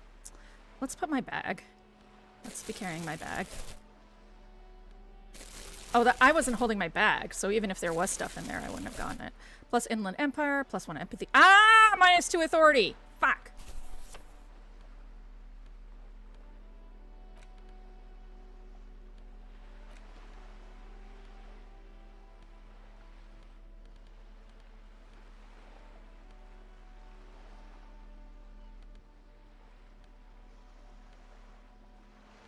Okay.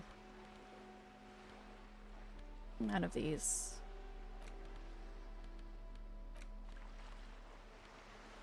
Okay.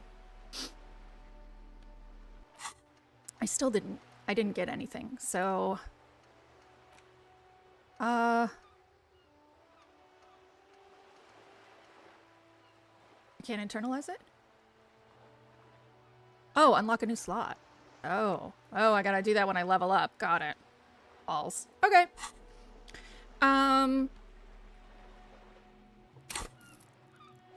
Let's go. Now is that no?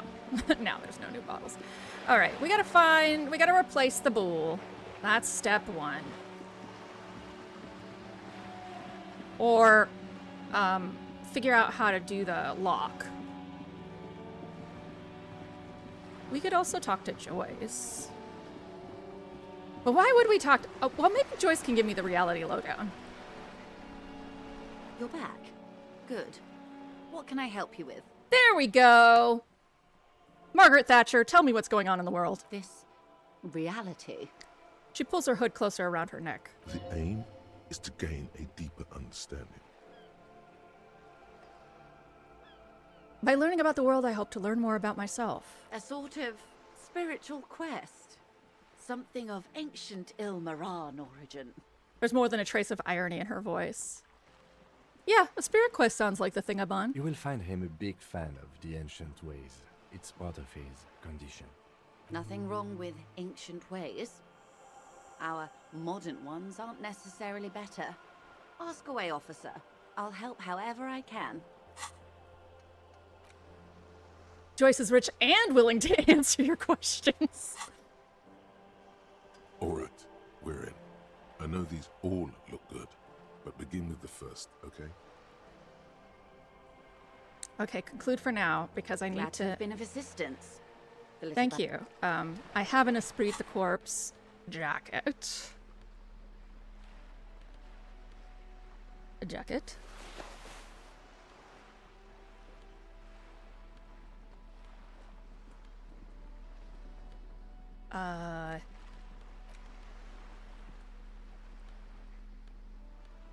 Okay, that's the only thing that's going to increase that stat, even slightly, but that's fine. You're back. Good. Got some more questions. Lessons in basic reality? My favorite part of the day. Go ahead, ask me anything. She's positively surprised. Where are we? We're in Martinez, baby. Baby. A casual term of endearment popular among the 50-plus crowd. It's a disco holdover, pay it no heed. I'm a disco holdover myself. He smiles. Aren't we all? What is Martinez? Martinez is a district of Revachol. He looks around, her green A raincoat very flapping in the small wind. district tucked away near the industrial harbour. North of the 881 and Jamrock. You would be excused for not knowing about it. Unimportant, they say.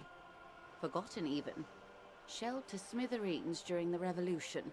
She shrugs. It has its charms, just not this time of year. Tell me more about Martinez. I'm not a good ambassador. I've only been here once before, as a teenager.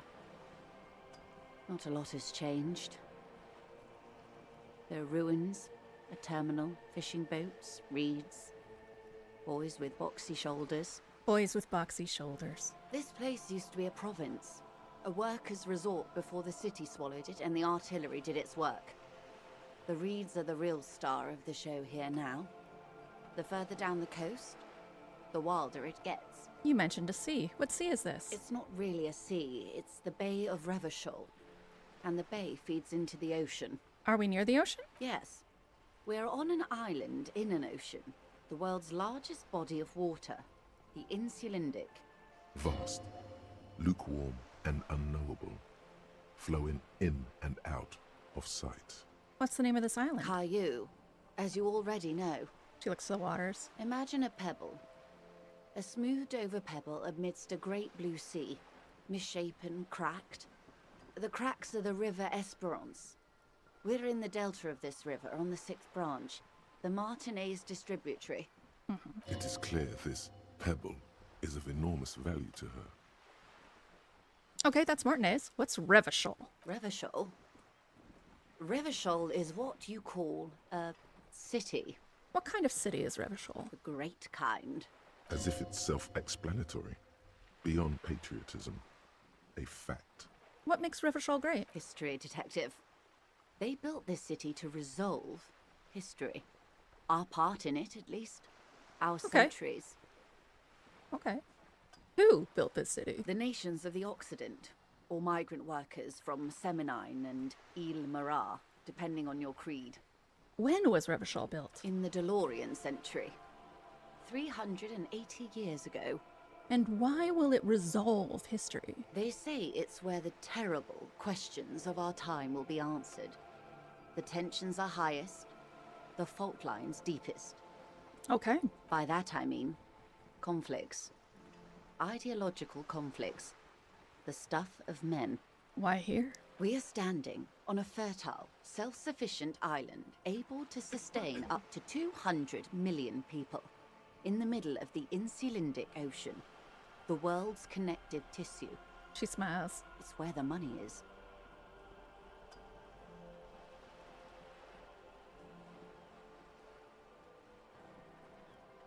So we're pretty much at the center of the world. Oh, we're quite a way off. About... She points across the water where the skyscrapers rise. 22 kilometers from the center of the world. That soldering iron is the bank of the world building. The bottom floors are Insiacom. Coalition government, Insulindian Mission Command. Look to the sea. Silence. She lowers her hand. The water, the light. It's as though you're seeing it for the first time. There is no recognition, only the immensity of the sea and the cold radiating from it. Where are we? Where we are. I have no truer answer to give, unfortunately. She watches you closely as you scan the horizon. This is one thought you need to complete. Where are you? Was there something else you wanted to know? I remember something about a lowdown. This has been informative. Thank you, ma'am. I'm sure my memory-impaired partner has many more questions to ask, about even more fundamental aspects of reality. Might I suggest not asking them all right now? Ma'am, Messier will be here later too, and tomorrow. Isn't that true, ma'am? Absolutely. My commitment here is long-term. You're right, Lieutenant. I'll continue later. It's better not to eat all your candy at once. Indeed. I'm always at your service.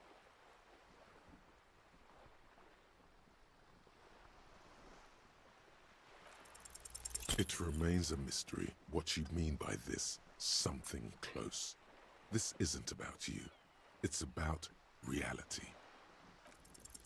A strange coldness comes over you as you look at the world. It's on the tip of your tongue. A doubt of sorts already in your head. But it's not fully formed yet. You have to wait and return to this later. Once the jamais vu thought is complete. Okay. What times are These these? are unimportant times, Detective. She puts her finger to her lips, then You points and I at were you. born after the dust had settled. 1,000th of a second too late. Too late for what? For the big time. Her eyes light up. There's a flash of teeth. The smile of a predator. No doubt what she's got in mind. You've got a predatory streak. All men are predators, dear. Nothing much to be done about that. It's all a matter of where you get to file your teeth. Huh. What's the big time? The revolution. She says, huh. What is this revolution I keep hearing about? It's quite easy. Every 100 years or so, our species gets together to decide what's next, who gets shot in the head, and who gets the mineral rights. It's a real kerfuffle. Kerfuffle is a great word here. Who got shot in the head? Those would be the communists. Generally speaking, 40 million people got shot in the head during the World Revolution. But the communists, they all got shot in the head. She's not gloating. It's a relieved celebration. Oh, and the anarchists too. They shot them well. So well, one forgets they even existed. Did the communists and the anarchists shoot back? Did they ever? Before they got shot themselves, they shot 2 million people. It's a tragedy. Yes. The Red Deluge. The Insulindian Deluge, they call it. Anyone else get shot on the head on the opposing side? Oh, lots of people. Even the king got shot in the head, or thrown beneath a horse, or drowned. Accounts differ. It was unceremonious. She shakes her head. Just as well, he wasn't actually the king. Just the king's nephew. The real king abdicated and lived out a long and productive life as a venture capitalist in Grad. Smart king. Yes. King Guillaume had a nose for bad PR. He ran before it. What is the expression? Went down? Anyway, Gil got out alive and his nephew Frisell got shot in his place. Him and tens of thousands of his wonderfully fascist kingsmen. It was a wild time. Who got the mineral rights? The liberals got the mineral rights. She looks up to the And by sky. mineral rights, I mean everything. And by liberals, you mean? Liberals are usually middle-class people, Detective. Or the remaining gentry. The beneficiaries of the pre-revolutionary arrangement. Or moderates. Some were rich enough to stay with the Constitution, with monarchy. Big mistake. Others bet on the revolution. They were called the ultras, or ultra-liberals. They fared well. How did the liberals win it all? They didn't win so much as survive. We were the last ones standing when the war ended. Everyone else got shot in the head, remember? We. She's one of them. Of course. If everyone got shot, who was there to surrender to? To foreign intervention. The coalition. Those people really took the mineral rights. Who are the coalition? The coalition of nations. Grad, Mesk, Vesper, Messina, Oranje, and Sur-la-Clay. The armed center of the world. They landed here and ended the revolution. It was the moralist thing to do. There is bitterness in her voice, tempered with understanding. She is critical, but ultimately understands the cause. Moralist. The moralists believe in keeping everything exactly the way it is. They believe in mineral rights, and not shooting people in the head. At least not in the same manner and volume as the others do. They are the long-standing provisional rulers of Revachol now, the coalition government. The rulers of Revachol, and also the world. These guys are strong. This is their zone of control. They embolden the RCM with crumbs of the same law they took. Technically speaking, you are a moralist. I don't think I am a moralist, ma'am. Of course. She sizes you up. Not easy to be moderate about head shooting in your line of work. When was this kerfuffle? The turn of the century revolution. She smiles. Don't answer it. It's a trick question. The revolution began in '02 on the Isla of Grad, though by the end, nearly the whole world had gotten involved. Who started it? It wasn't a who, but a what. A pandemic of Zarat, a particularly virulent prion disease, which the authorities in Grad proved unable to contain. Then Mazov came along and overthrew the government. What did this Zaraz do? It made people overthrow their governments. No way. Indeed. Zarat is a highly infectious microorganism that destroyed brain tissue. The actual causes of the revolution were material. The pandemic only provided the spark. I know, Megan. I was like quietly to myself going, oh! Where did it spread from there? Revachol and Grad? Not far. The world managed to cauterize itself. Mazov's government was overthrown in '08, and the coalition crushed the Revachol commune 2 years later. It was the end.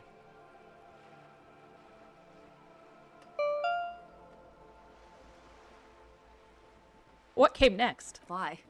You and I, officer. Our lives in the zone of control. Something tells you her life and yours are not that similar. Maybe it's because she has a boat and you have that necktie? A pair of pants? Yeah, listen, rich bitch. Class matters. Our lives are very different from each other. No doubt. But we share the same time and position on the planet's crust. That counts for more than you think. What happened to the rest of the world? Modernity. They developed the marvels of the inter-estellary communication. Telematic milieus, radiation, colored plastics.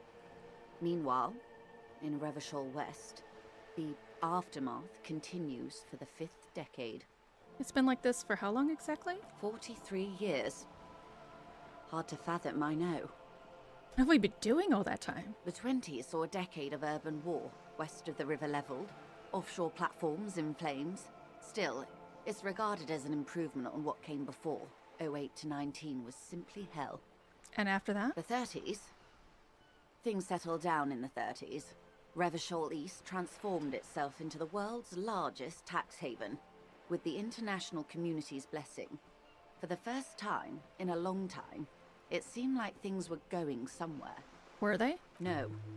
It was a market mirage fueled by cocaine and quantitative easing. God damn that The cocaine. 40s dispelled it like a cold splash.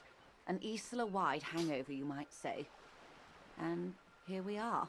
She curtsies. Welcome to reality, baby. From the looks of it, the 50s haven't been much better for the zone of control.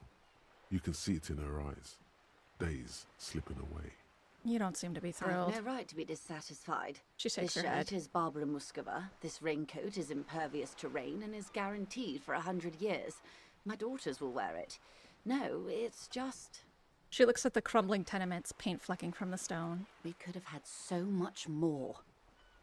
Every one of us. If only we played it right. What would you have done differently? Good question. What would you have done differently? I don't know anything about the world? No, her first.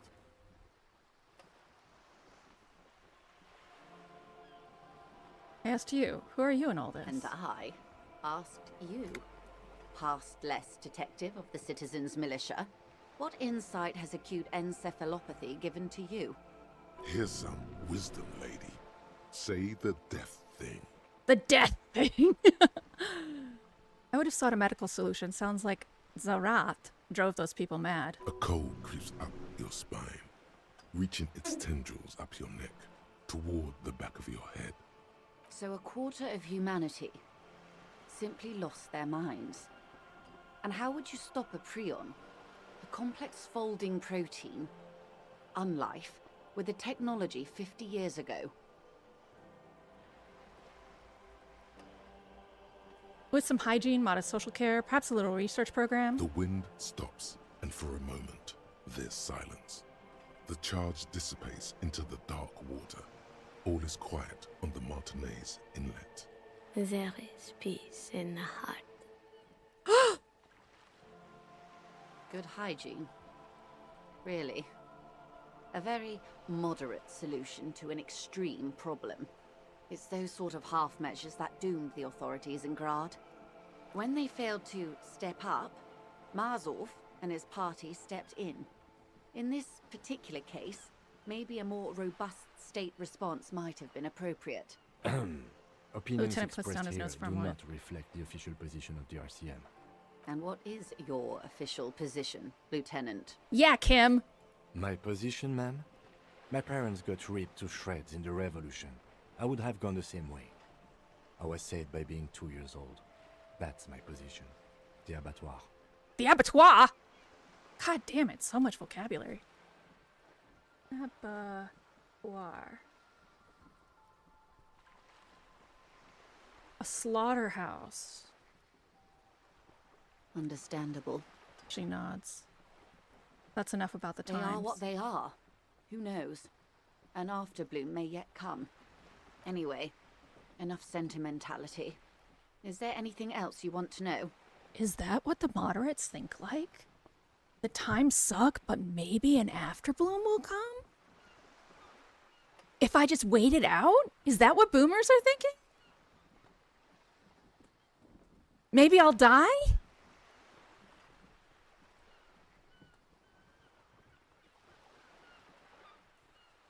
Not so fast. Who is she in all this? Ask her who she is. She owes you an answer. Not right now. Glad to have been of assistance. The little that I know. Anything else? Thank you. That's all for now. I got some shit to look at. So I didn't level up. That's right. Jamais vu. Jamais vu. Revachol Special Administrative Region, Le Caillou, the Insul Indian Ocean, Coalition Government, Insul Indian Mission Command. Name after name, and none of them is familiar. They seem real, but something is wrong.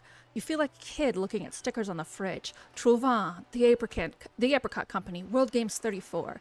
You can almost see your hand reaching out for them. Scratch at the corners, see if they peel loose. This feels like the most important of all thoughts, the one you truly must complete.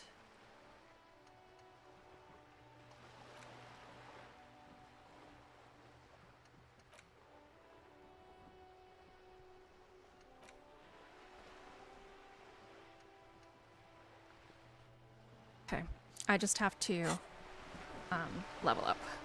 Okay. Journal.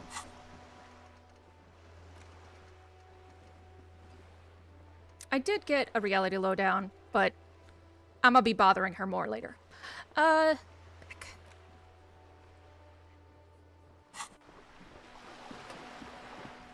still haven't found any more bottles. But when I click on green things, I get 10 cents.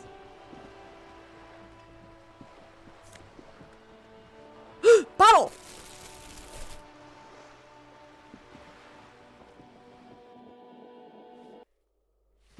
Bottles? Actually, I don't know why I think that I'm gonna find bottles here. Great. 10 cents.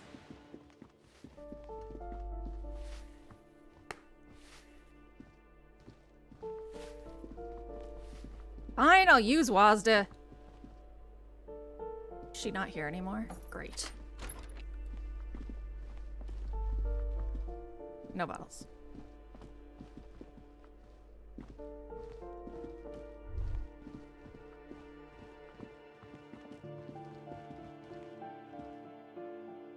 Not Kim. Door.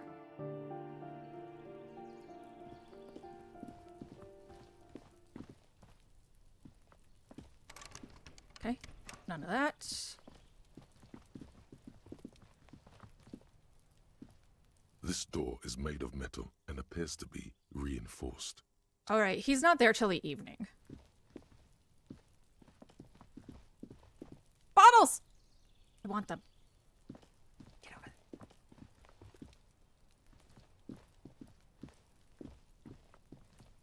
I don't know. I don't know.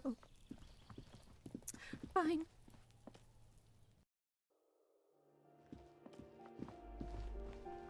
Let's go out this way. Are you still here, Kuno? Because if you are... Oh my god, you guys need to get a fucking life. Jesus.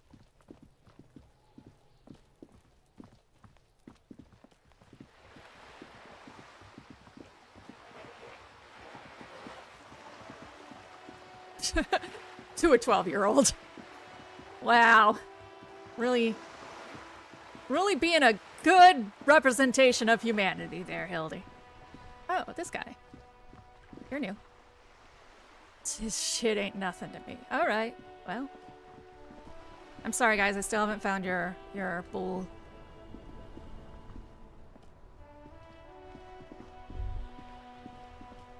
There. Working class drunk. You know what this means, right? Case solved. Cracked it. All in a good day's work. Wait, what did I crack exactly? What do you mean, what did I crack? Look at how working class that drunk is. It's some third option. No. Stop goofing around, recruit. It's her husband, the missing husband. And you found him. Now go and tell the working class woman. This doesn't add up. Protect I'm and only serve, making a fool of recruit. myself. Do marriages make any sense? Does honor? You're not a filthy philosopher. You're an officer of law. It's time to ace this case and not brood over your reputation. We can deal with the perception management later. This is nonsense. Not honorable, recruit. Not honorable at all. Yeah, I recognize that, but also... Okay. Earthquake damage, but it's probably a bomb.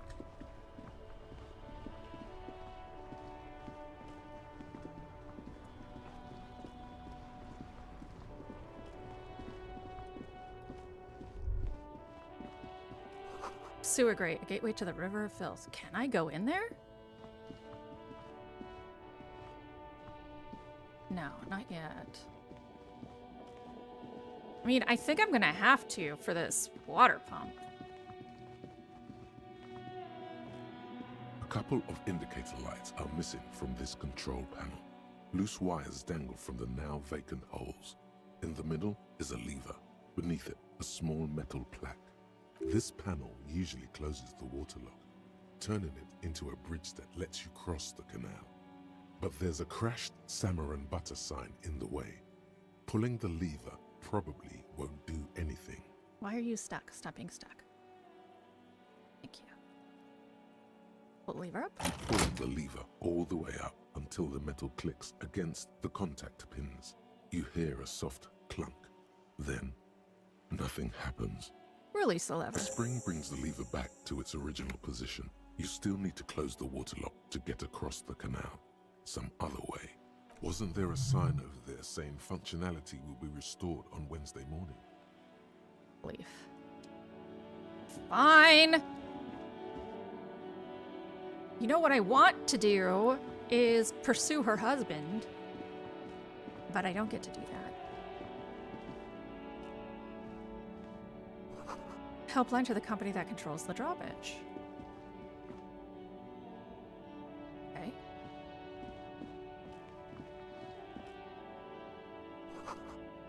Hot air rises up from the sewer, sour, acidic, and strangely comforting. Okay. Bottle!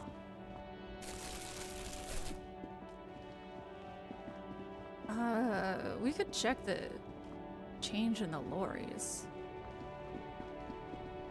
I'm glad he's still alive.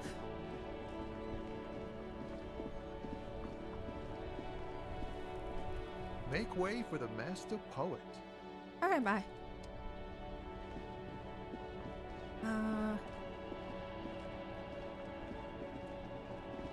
Nothing.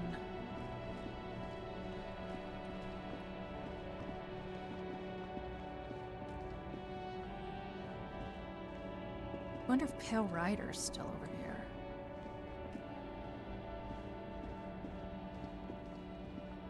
I am quite fond of her. She is a pretty interesting character. This found, A to Z, abandoned by its owner, still stands in the shadow of the ruins above it.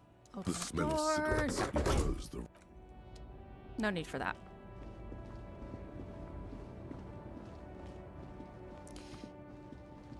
Who's the scab leader?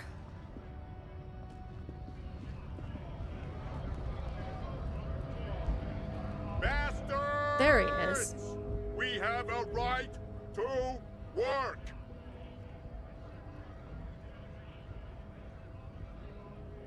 The man yells toward the harbor gates. His voice is the loudest of the lot, and oddly screechy for a man of his size. Hold up and stay frosty, everyone. Cops are here. The broad-shouldered alpha male turns to you. He's a full head taller than everyone else here. You here to fuck with us? Beat the honest worker down. Why should I? We're here to fight for a cause. Stripes usually have problems with people who have causes. Okay, then I'm thinking no. Good. We're fighting for a cause here. He chants right to work. Right to work. Ask Scab Leader about the tattoos. Okay.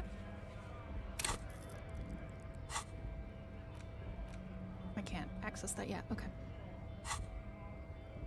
Besides, we're not that different.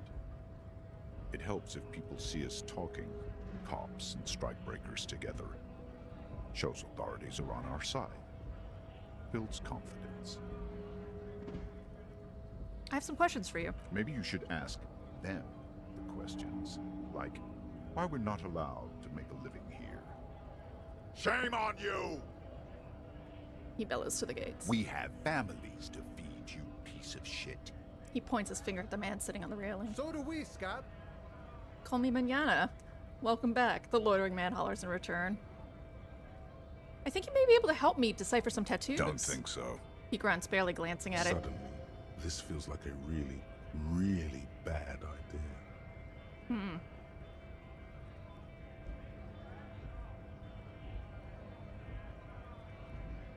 We're investigating a murder. These tattoos were on the victim's body. Silence. He takes the photo. Grey eyes dart back and forth on the glossy surface. His face is unmoving, hard as a stone. But beneath it, you see dead flesh in colorful rivers of polychrome, melting skin and hair. Fucking loincloths. Really did him in. Loincloth? Yeah. He's clenching his teeth. There is silent pressure behind them. Can you tell me what the tattoo means? What it means? He points to one tiny star in the web of lines away from the man's heart, almost on his stomach. I can tell you what this one means. Only one. He squints at it. It's so small. You want to hear what happened here? Yeah. Our colonel is deep in the bush here. Deep in the fucking bush. In Benital, 41. Monsoon season. He's on a reconnaissance mission. He spent a month behind enemy lines, scouting kipped villages. Nothing but fucking bugs and snakes for fun. Men are getting restless. There's talk of switching employers. He licks his lips as if drunk suddenly. With some strange emotion. This is about to get really graphic. Last moment to back off. Don't interrupt Our him. boy. He's only a captain then, but he knows how these men think. If they don't see action soon.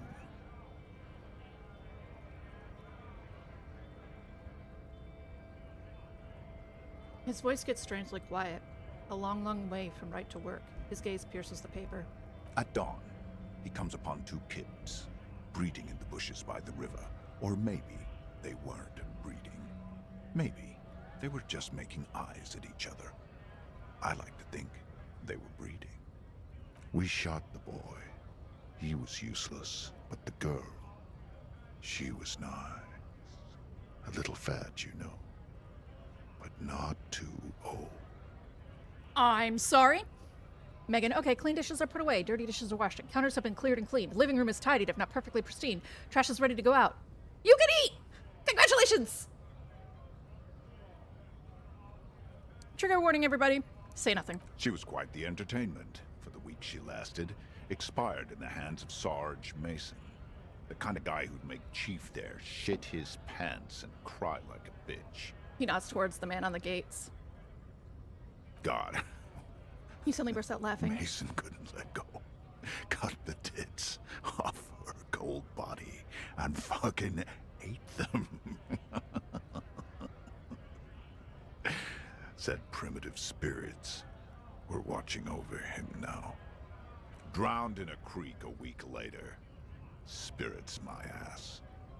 Something stirs in your stomach. There's a word on the tip of your tongue. Colorless, odorless. It's... Can I have it back? Go ahead. All He right, turns now. toward the gate slowly and Free yells. commerce! Keep the goods flowing! Ugh. When it's time to kill people, he's gonna get killed.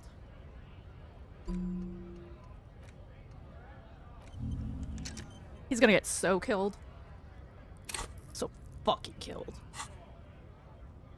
On the photo in your hands, the dead man's skin is studded with stars.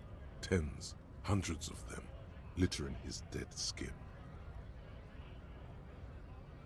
You don't have any tips on how to punch a guy out, do you? Say, a really big race theorist guarding a button? Not before you get in there and get your ass whooped. Learn by failure, I always say. He might have some advice, but you got to at least try to fight Measurehead first. Return if you fail. Okay. I'm not gonna get up on this guy's shit anymore. He's terrifying. Very, very scary. And I wish I hadn't talked to him at all. Hola, Wandering Man. How can I help you? The Measurehead thing didn't go well for me. Could you help me with that somehow? Sorry. Busy surveying the situation. He takes a swig I'm from sure his you'll figure flask. something out. You guys have all sorts of gadgets these days. Wiretapping, telescopic batons, futuristic circuit bending to infiltrate harbor machinery.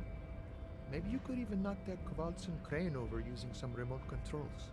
Or calling in tactical air support. You guys have air support, right? Wait, we have air support? Why didn't you tell me? Because we don't. We don't have air support or any of those other things. I get it. Hush hush about the secret technology. He pats the side of his nose with his index finger.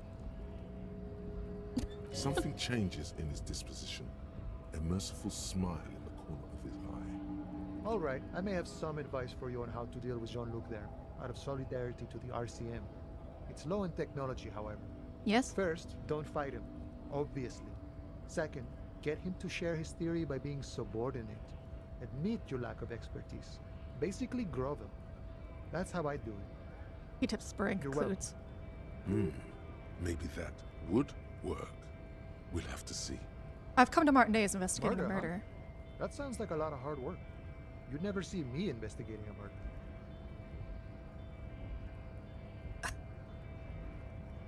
I have no idea what I'm doing. That's okay. I have no idea what I'm doing either. I don't even know what day it is. He thinks and then decides. Don't tell me. It's a better day that way.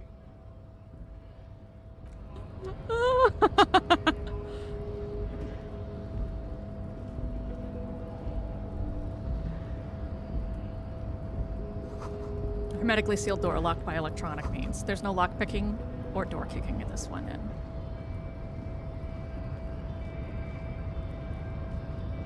my halo of thought won't go away.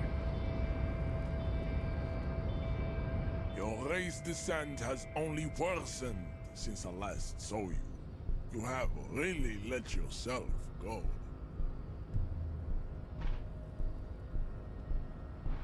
Know anything about this mug? He does not so much as glance at the object.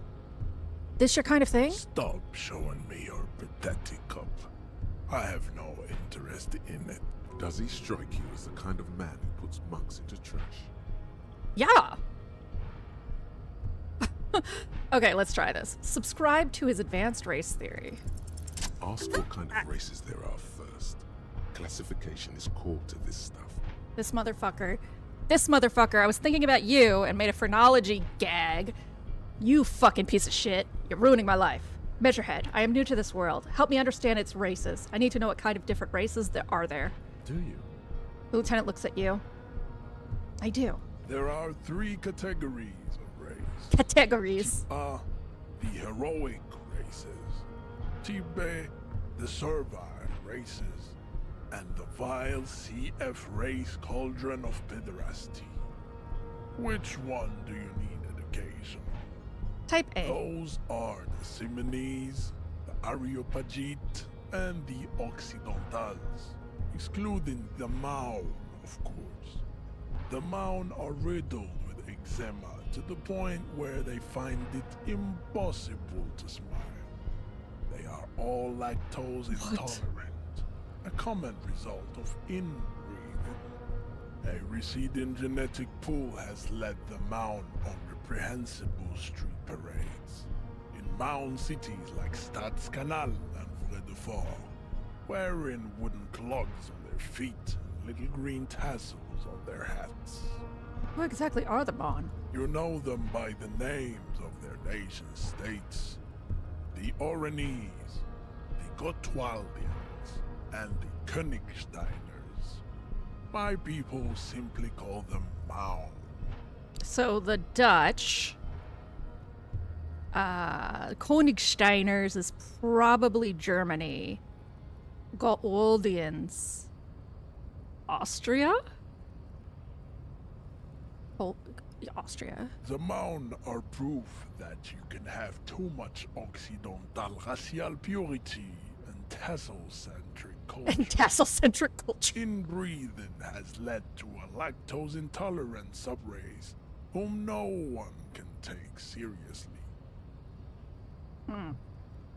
Colorful tassels are, let's be honest, not a good sartorial choice for this century. You might want to avoid wooden clogs too. Who got it?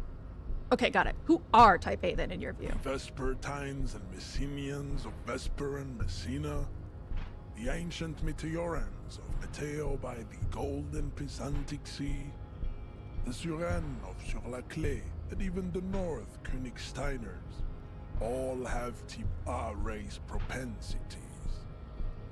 The other large Mondial civilization, the Mesk, are too yellow and oleaginous to count as a heroic race.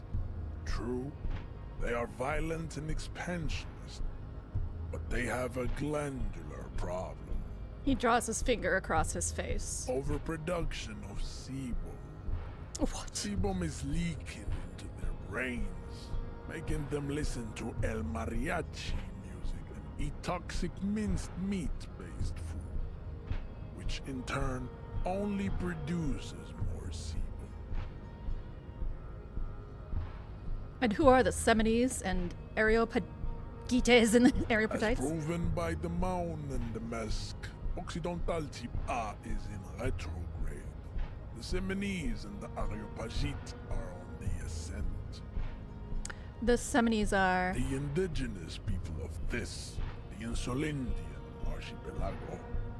The Semonese inhabit the southern islands. So... I Samoan. am Semonese, from the stock of Ullumbuir on Ile de Fantôme. Well, wait. And the stock of Ullumbuir on Ile de Fantôme. So... Moroccan? And the Areopagites? The Areopagites are the master race of the Ile Maran deserts. Okay. The Semonese are descendants of the Areopagites. We came here So, during a you're actually heroic meaning... migration from Ile Maran to Ansuland. Thousands of years before the lactose-intolerant Maun Occidentals discovered this place.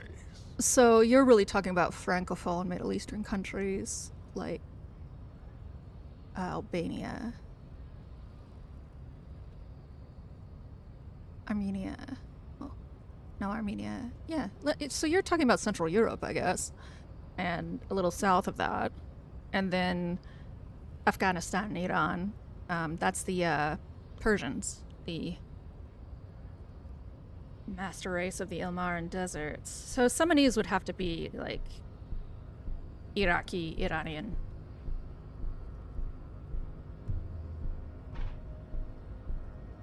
I don't know why I'm like trying to relate it to real life stuff. I think it's because it helps me better visualize the cultures of these countries. Also, it helps me find what little humor there is in this piece of shit. What's the difference between the Semines and the Areopagites? The Areopagites are sleek, long-headed. The Semines are powerful, mesomorphic. The former is an immutable progenitor, unchanged since the Super Isola of Pericarnassus. Ancient brains rest in their slender skulls. He falls silent, contemplating the beauty and the mystery. The latter is perfected and adapting. Together they form the Semeno-Areopagite, or Simeopagite superrace. That is all. There are no more type A races in the world. Nature was not capable of more. Type B. Type B are the unheroic races, amorphous non-competitors of the great race. The Koikos and the Vacholiers, they are mud-colored people. To an untrained eye, the Koiko appear white and pinkish, like a ham sandwich. But look into their eyes and you will see. He squints, full of sage wisdom. They are of an indistinct muddy color, and so is their skin. Unhealthy, sweaty, and ashen. Pinkness is a racial quality that has to be earned through centuries of advanced ballistic warfare and cultural domination that the Grad people have undergone for drinking alcohol and smoking the degenerate tobacco and for eating potato. The Irish, okay. The Koiko, the countless micronationalities of Grad, are all inexplicably obsessed with potat. The only thing they like more is dividing into microscopic ethnostates, like political amoeba. And the Vacholiers you mentioned? The Vacholians, halfway between type A and the racial cauldron. Two makes to know right from wrong. You tried your degenerate little revolution, which was the single greatest failure committed by humans in our 82,000-year history on this planet. I'm beginning to think it was your birth. Is it 82,000 years that we've been recording history? You have very little idea of what is happening, but that seems a little off. That revolution was perpetrated by degenerate left-wing marauders, not all the people of The Revachol. revolution came to Ravachol from Grad, in Zaraz-ridden potato carts. It is literally an illness, a prion disease that leaves the parietal and frontal lobe ridden with holes. A soft, sponge-like mass of dementia, hallucination, and paranoia. The revolution is fatal familial insomnia, a hereditary prion condition passed from the Koiko to the Occidentals. He pauses in theoretic self-reflection. But not sexually. Probably through trade routes and potate acid, the prime component of the potato plant. No, definitely sexually, you asshole. Enough of type mediocrity. He nods, satisfied with the outcome. The vile C to F race cauldron of pederasty, please. Types CF are a museum of failed chimeric experiments and tragic maladaptations. They are tortured creatures waiting to be put to sleep. Your morbid interest in them worries me. Chimeric experiment. Lesser races like the mosquito, a grotesque mixture of a masked woman and a Seminese man. Only possible if the mother is masked and the father Seminese. The other way around, they fail to produce offspring. What? The mosquito is born sterile, like a donkey. He looks west ruefully. All they have left is to ride customized motor carriages with hydraulic suspension, listening to aggressive El Mariachi music to vent their impotent despair. Any more? Then there is... He pauses the dramatically. Simino Koiki Chimera. Are you sure you wish to know of the Simino Koiki Chimera? It is not an aesthetic site. Yes. The Koiko, as you know, are very servile, especially when they meet the rich man.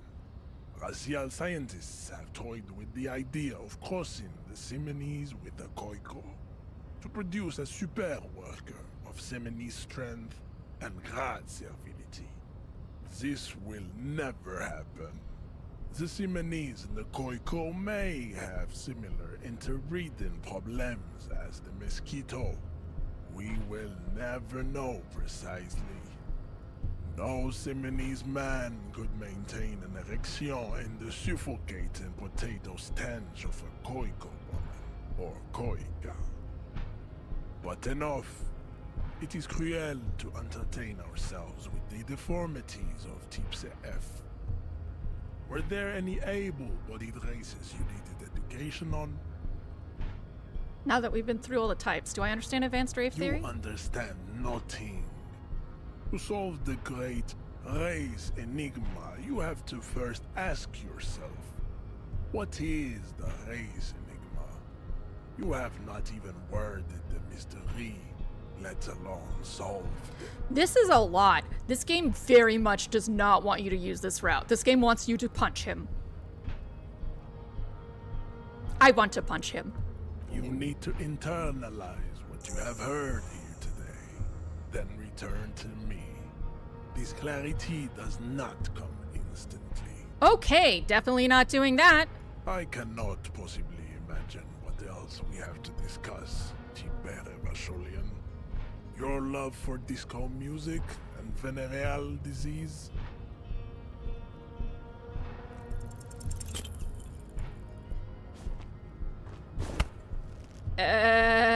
Ow! How did this happen? Your little fist is in his giant hand, and he's squeezing it. It hurts. You must be out of your mind, degenerate drunk. Say it. I am a degenerate alcoholic. I'm a degenerate alcoholic. Good. Now leave before you humiliate your homoerotic organization any further. Yeah. I never want to actually talk to you again. Never. No. No. Not what's happening in my universe. Never. Never. Ever. That was too much, and I'm mad that I did it. Let us move on.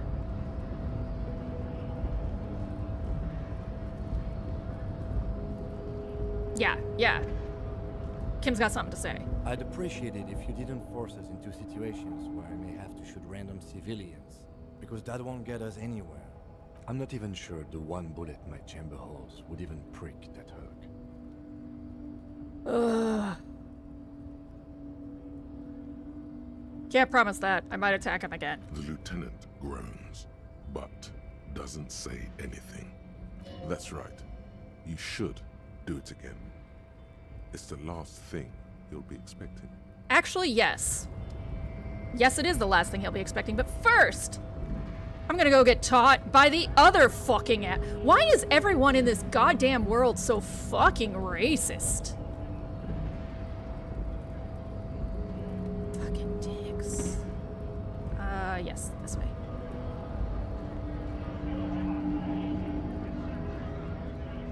Nice aggression with the native. He nods in approval. Don't let the chief fool you next time. You don't need to be that up in his face. Leave yourself space to move. Not bad advice, actually. This might do the trick. Let's talk about our right to work. I want to get into the harbor too. Union shits are on full strike. Don't think they're going to let you through the gates. I'm trying to meet their fat boss. I'm interviewing people about a murder that took place here, behind the hostel cafeteria there. I know nothing about a murder. His reply is snappy and The mention terse. of a killing sends a barely noticeable shiver of tenseness through him. Absolutely nothing? Wouldn't put it past these harbor bugs. They'd do anything to stay alive. Now displaying a message for YouTube. It's Thanks, shameful. Trixie. Cops doing nothing. You should bring back Why is it so open up the great? gates for us. Blockading gainful employment for workers is a crime.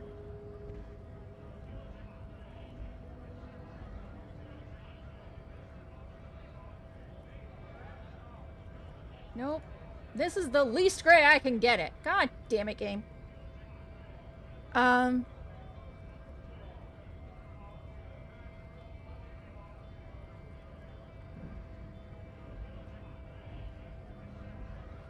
This really isn't my area of expertise. We are not speaking aside in this. Pity. Let us work! I need you to be my champion against Jean-Luc up there. No, I'm not a fighter. I'm a worker. Are you a mercenary hired by Wild Pines? Free flow of commerce! The man yells and wipes his face. Sweat is dipping down his brow. Don't talk to him any longer. Just leave, please. Okay. The man's breathing steadies, but his eyes are still narrow. I'm just going to leave now. Yeah. You know what, Kim? I'm not going to make you want to shoot 2 people in one day. Just the same person, twice.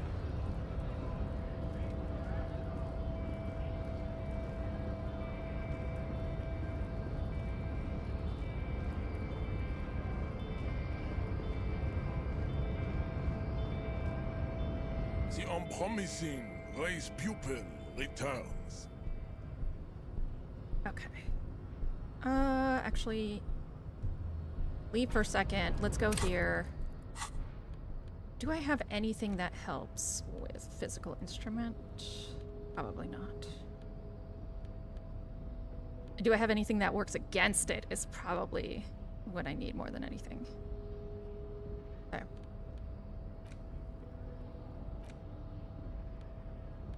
Okay. The unpromising raised pupil returns. Please don't break my hand. I did it! Fuck you! Just like that, instinct took over. A solid strike straight into his throat, into the cartilage. You could swear you felt the soft palate break.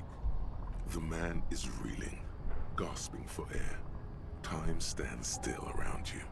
In the distance, the sounds of the harbor are falling silent. All you hear is a small gurgling sound as a trickle of blood appears on the man's lip. He's open. Rip into him. Right hook. Escalate it. Get intimate with him. Bring the hurt closer. Rip into him with a right hook. No! Oh God. Wrong move. Your head is in his hands, like a pair of forceps crushing you, and you can feel every jewel. You know the words. I am a degenerate drunk. Hi, Miv. Yeah, so I sat and listened to this guy be racist as hell for a very long time. Because the game said if you subscribe to his bullshit theory, you could get past him. But then he said you have to actually internalize my theory, which means I have to actually believe it. And I was like, no. I tolerated way too much for you. So then I went down to the militiaman in disguise and was like, hey, motherfucker, you said if I failed, you'd teach me how to punch this fucker, and he did, so I hit him, but then I went to hit him again, and he grabbed my head and is squeezing it like a little pimple. Take the pain, goddammit. At least take that. Never. Even under the increased force on your skull, there is no pain. Just the sound of your own blood gushing in there, feeding your mind with oxygen. I'll take a death. I'm sorry, struck in the throat and he still catches your punch? The BS of BS. I know, it's like he has muscles over his fucking jugular. It must be neurodegenerative. You never learn. Miv, one of my few complaints of the game, internalizing the thought is thinking about it, not necessarily believing him. Punching him is the better way, though. Racists get hit. Yeah, basically, Kim, as I'm walking away, Kim goes something like, please try not to get yourself in situations where I have to shoot someone. And I was like, no, I'm going to do it again. And he was like, fine, this is the one time I'll let you, because fuck this guy. I'm going to try again. And I'm going to lose. Oh! did it!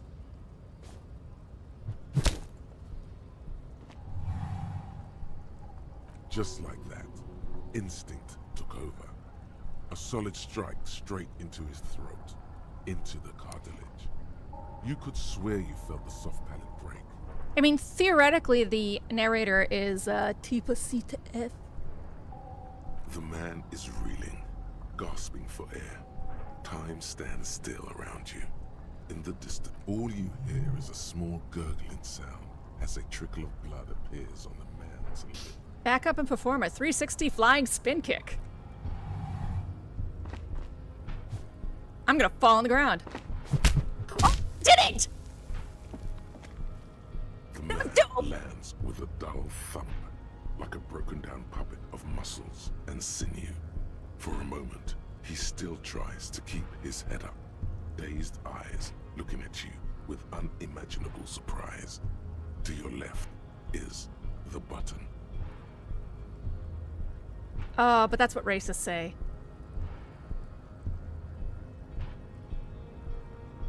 Disco Inferno! As you slam your fist on the button, the man collapses entirely, his head rolling to the side. Yeah, Megan, you know 2 things about yourself through the amnesia. You love disco and you know karate.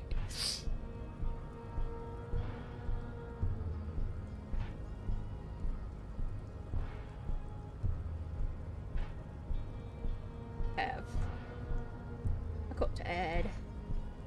Miv, I don't know if you've seen me do this before, but just in case, if you ever say something that really delights me, is it okay if I quote you?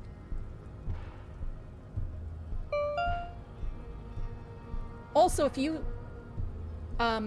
think I say something funny, you should definitely tell me to quote myself.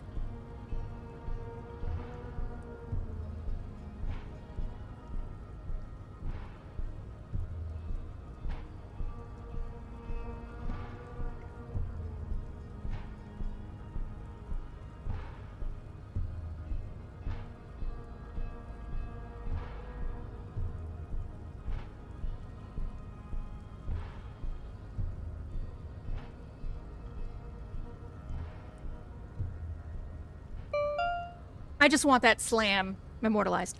What kind of oh, you want to see my stats? Oh, get ready. Oh, I lost an Inland Empire. Oh, that's right. I took off that piece of armor. So, apparently, the level of inland while carrying a grocery bag, the level of Inland Empire I have is nuts. Everyone who's come in and seen this are like, "Are you okay?"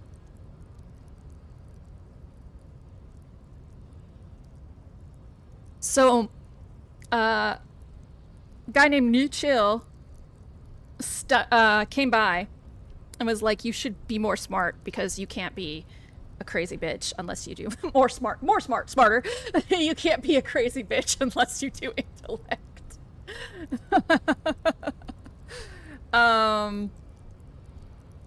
He also gave me the term stater so that when I'm talking about being American, I can disown America. I love it. Miv's like, nah, you can be great with any spread of stats. Oh.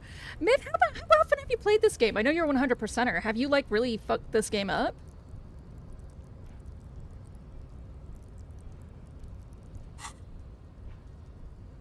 Looks like you're the new measurehead now. Miv, my one playthrough was high intellect and psyche, with empathy being my course. I am not surprised at all, Miv. When they were telling me what to pick, they were like, Inland Empire, high chance of going insane. And I went, that sounds like me. Looks like you're the new measurehead now. Voice is surprisingly calm. No one is the new measurehead. Let's go before he gets up. Yup.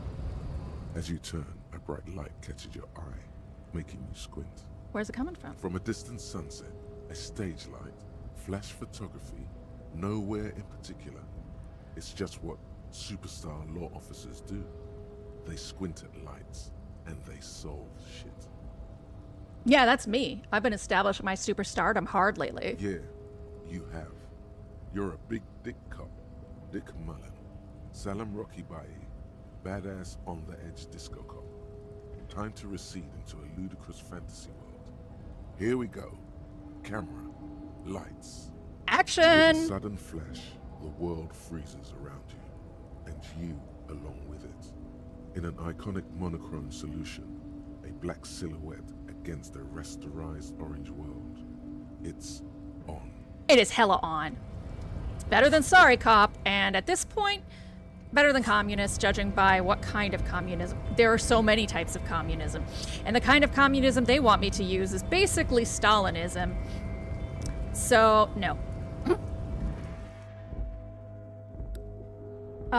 Miv, actually Disco Elysium is the one game I refused 100%. My single playthrough was too special. I spent a lot of time seeing the other stuff through other eyes, though. Oh, wow, okay. I play this every Saturday, Miv. I start at like 10 a.m. because this is a time... So, I mentioned how I need help simplifying my schedule. I started as a sole day streamer, so I have a fair amount of European followers, so I decided to do a game at 10 a.m. In order to...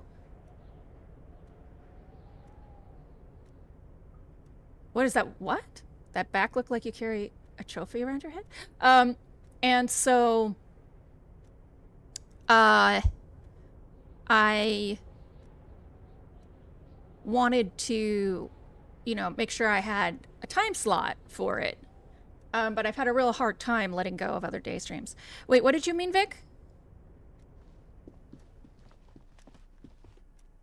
The radio is emanating strange buzzing sounds. Yeah, give me that sweet, sweet 10 cents.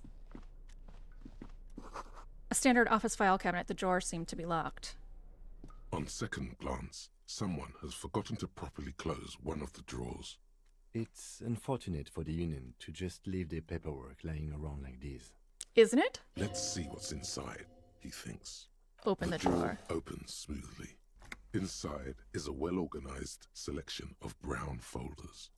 Hundreds of documents containing logistical data. Two kinds of transactions stand out. Materials coming into Revachol from the outside world, from Muindi, Grad, and even Ilmara. Drug trade, la la la la. And the same materials being handed over to companies inside Revachol, Kuron, Coal City, La Delta, and Jamrock are listed among the many districts where the imports are being sold. Anything interesting? It's hard to make sense of this thicket of company names, dates, quantities, and percentages. You try to focus, but the lines are getting blurry. Volition. Fight your ADHD. Force yourself to go through the folders. Whatever's hidden here is hidden well. Concentration isn't enough. Only a trained accountant with a background in logistics would be able to really make sense of it. However, there is a little handwritten note stuck on the side of the drawer. Look at the note. It appears to be a to-do list written in large, uneven capital letters. Remember, Leo, Everart's shoes, special whirling borscht, water Everart's plants, sweep office floor, more banners. More banners! All items on the list have been crossed out, and the note itself is crumpled. Look, Kim, a to-do note with a list of errands for Everard. Everard Clare, probably. The head of the Debarders Union. One of his aides must have left it. Nothing incriminating here. Oh, Engels. I have a lot of issues with both of them in later interpretation. Their base work is fine. Engels, I'm really touchy on. I myself am not a communist because I do not think that humans are good enough or figure enough to ever operate as communist. And choosing to believe things in ideal for manifestations is foolhardy, and it makes you fight for something that's not real. Right now, we're in such a state that positioning yourself to aim towards an ideal is something like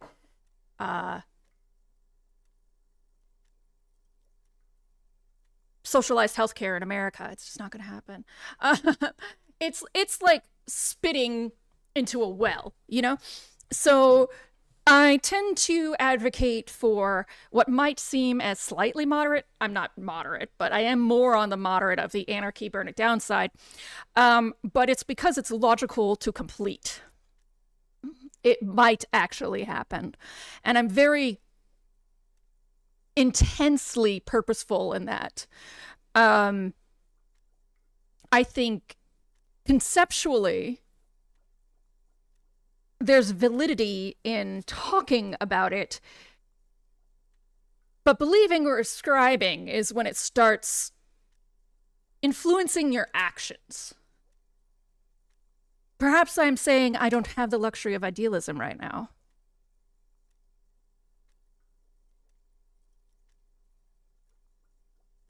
Yeah, I think that's what I'm saying. You know, one of my closest friends is a trans woman who is on Medicaid and cannot finish her gender reassignment surgery right now unless Oregon wins its court case, right? It's things like that that I can't possibly entertain, especially Engel's view. Marx just talks about power dynamics. It's pretty legit. But Engel's view, I think, is far too pie in the sky to help solve issues like that.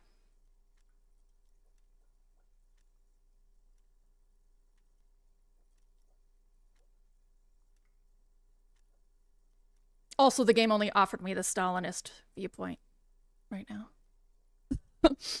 I also found out that these guys are Estonian? A Central European came into chat. No, it's not Estonian, was it? Miv. That's perfectly fair. I can understand a more pragmatic, realistic mindset. DE, again without spoilers, leans into communism being manifested by collective belief. To be fair, DE does critique communism's various failings throughout it.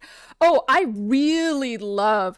So that was pulling it into me. As far as... Yes, I know this. And this was purchased in such a way that they did not get any money. I'm playing the final cut, but it is acquired in such a way that it did not go to the thieves. However, talking about me, pulled away, but talking about their discussion of communism, I greatly enjoy.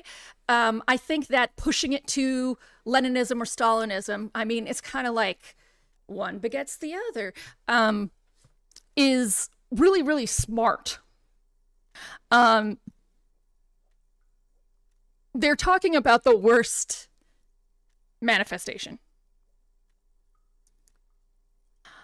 And they're also pointing out that there's no idealism in their conceptualization. They're presenting it as a solution to a collectivist society that often ends in death. I think their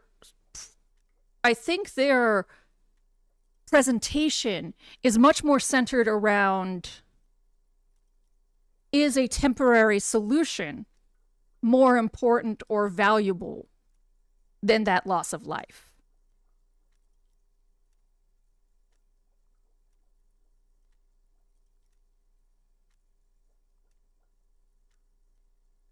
And I think their answer is no. I think they will let you support it in the game because they are allowed to do that. But so far, I feel their answer is no. I think that they feel it is not achievable in Revachol, at least at this point in the game.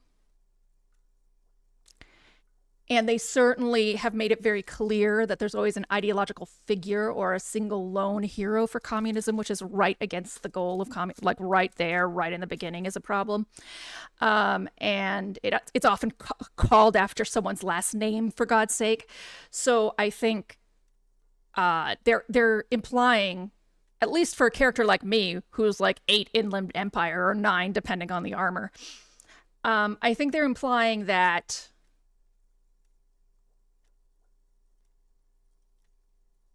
there's no way I'm not Jucha, as opposed to Marxism.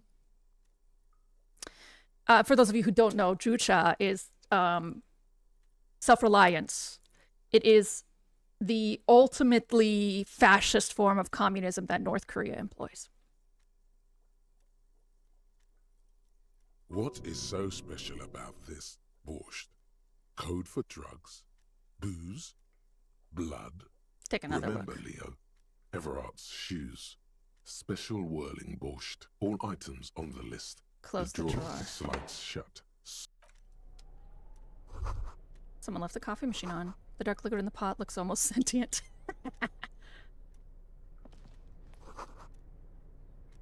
I'll be interested. Yes, exactly, Mip. I'm very excited that one, we've already had great conversations on your stream. I'm very excited to have met you because we could talk about really, like, all of the nerdy academia shit that I really love to talk about.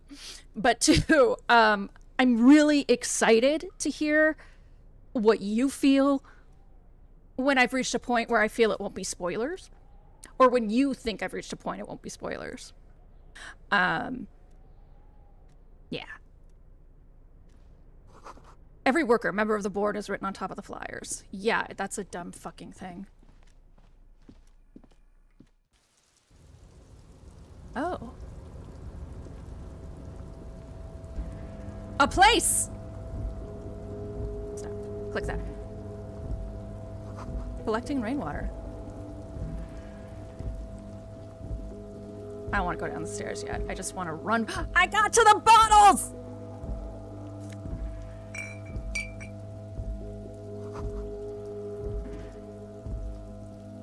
Damn it.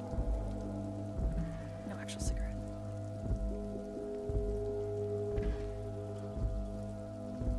This is the night watchman's booth. The name on the door reads René Arnaud. René Arnaud. Listen, it's okay to take a few minutes to yourself. Sit down and have a breather. So this is where René works. I'm gonna look around. If you must. But please hurry. We are pretty easy to spot up here. Miv, yeah, it'll depend on which routes you go down, and some will be after you finish the game, or not, if you feel you might want to do multiple playthroughs. I've mentioned I'm doing the Alphabet Initiative thing, so it will be difficult for me to do multiple playthroughs live, but I might do a playthrough that's YouTube only. My commentary can be pretty intense, so sometimes I think having a few playthroughs that aren't commentary might be nice for people, or I'll just go do multiple playthroughs and have even more intense commentary. Nothing incriminating catches your eye. The cabinets are clean and their sparse contents meticulously organized. There's a framed photograph on the table. Take the picture. It's a black and white photo of a young couple out in a street fair. The man, René, is dressed in a Royal Carabinier uniform. The girl is young and very pretty. She is smiling playfully at the camera. René looks like he's about to smile. This photo must be tied to some good memories. Why did you take that picture of René? Lieutenant asks, glancing at the photo. I'm gonna ask him about it. You're really interested in that old soldier. He remarks. Not sure I understand your fascination, but sure. As long as it doesn't take up a whole lot of time. I'm not gonna sit here and rest. That is a fucking recipe for disaster. Can I knock? Oh, it's broken. I see it. Wait, my head appeared, but nothing showed up. This. Numerous empty wine bottles glisten in the rain. Someone... Did I do this? Well, yes, I think we can say with relative confidence that it was you.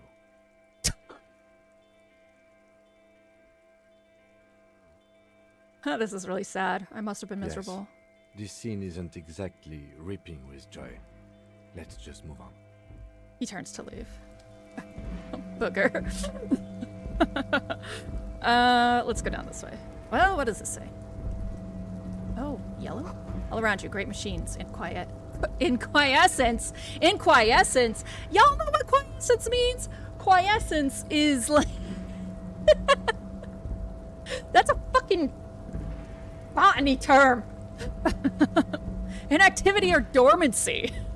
It's like quiescent cells in plants are dormant until they decide to make like a fuck ton of root cells.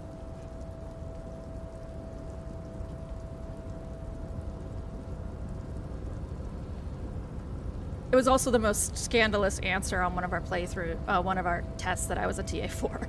We had to give everybody a point for the other answers they chose because he was like, which of these cells is the least inactive? And he had described quiescent cells as not active at all. So nobody picked quiescent cells because we thought he was talking about active cells that were the least active. You see faded industrial. Ah, I missed it. It's fine. It gave me 10 cents. That's what matters.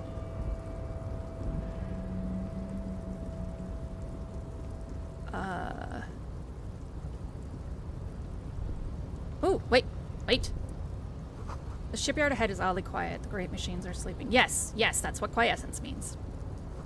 A pile of cargo belts used for heavy lifting. One says vermilion. Okay.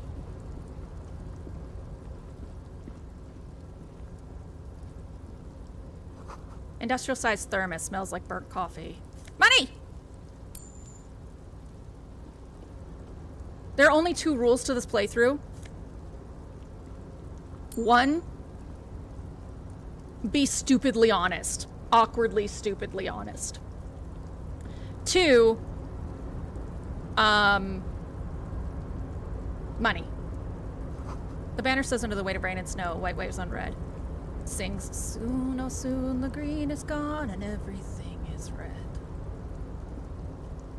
Container, container, I'll turn you nice and red. Container, container, put the logos on.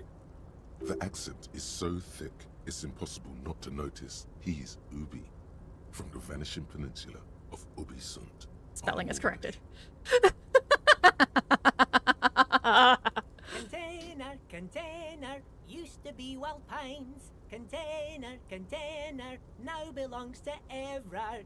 The tiny man is so engaged in his work, he doesn't know to you. We're painting the roses red. We're painting the roses red!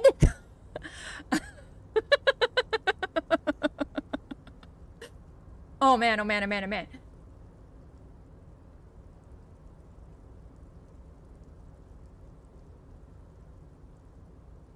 We're painting the roses red. We're painting the roses red. We dare not stop or waste a drop, so let the paint be spread. We're painting the roses red. We're painting the roses red.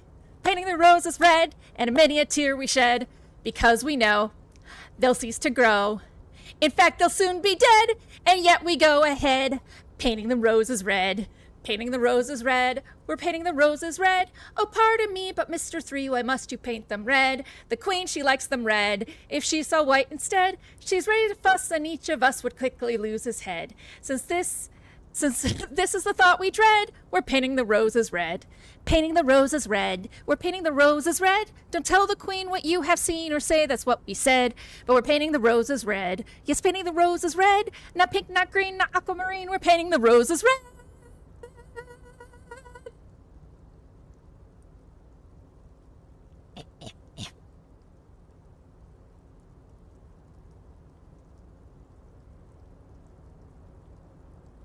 We continue.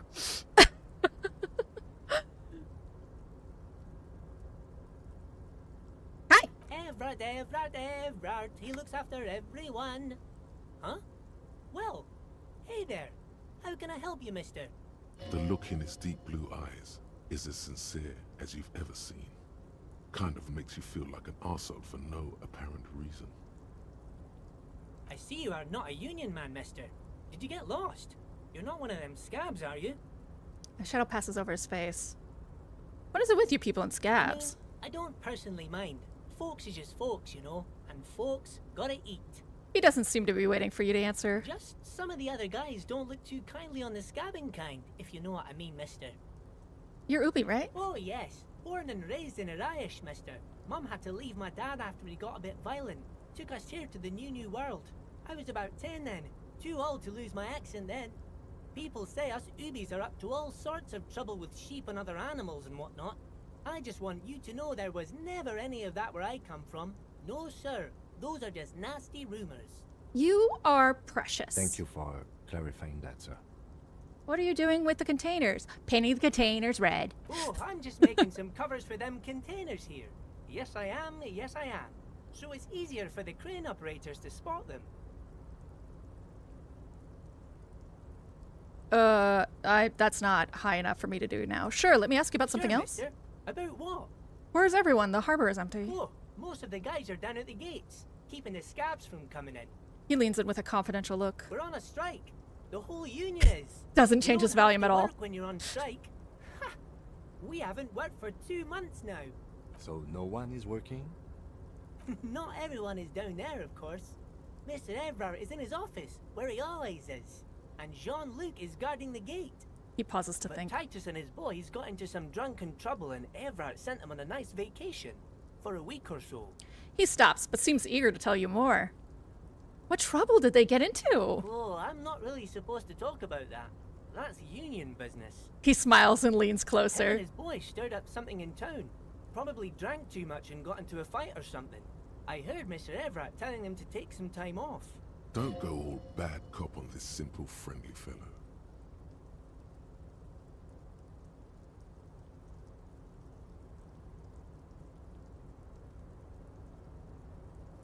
What did they actually do? I guess the boys got a bit too rowdy and had to let out some steam. I don't really know the details.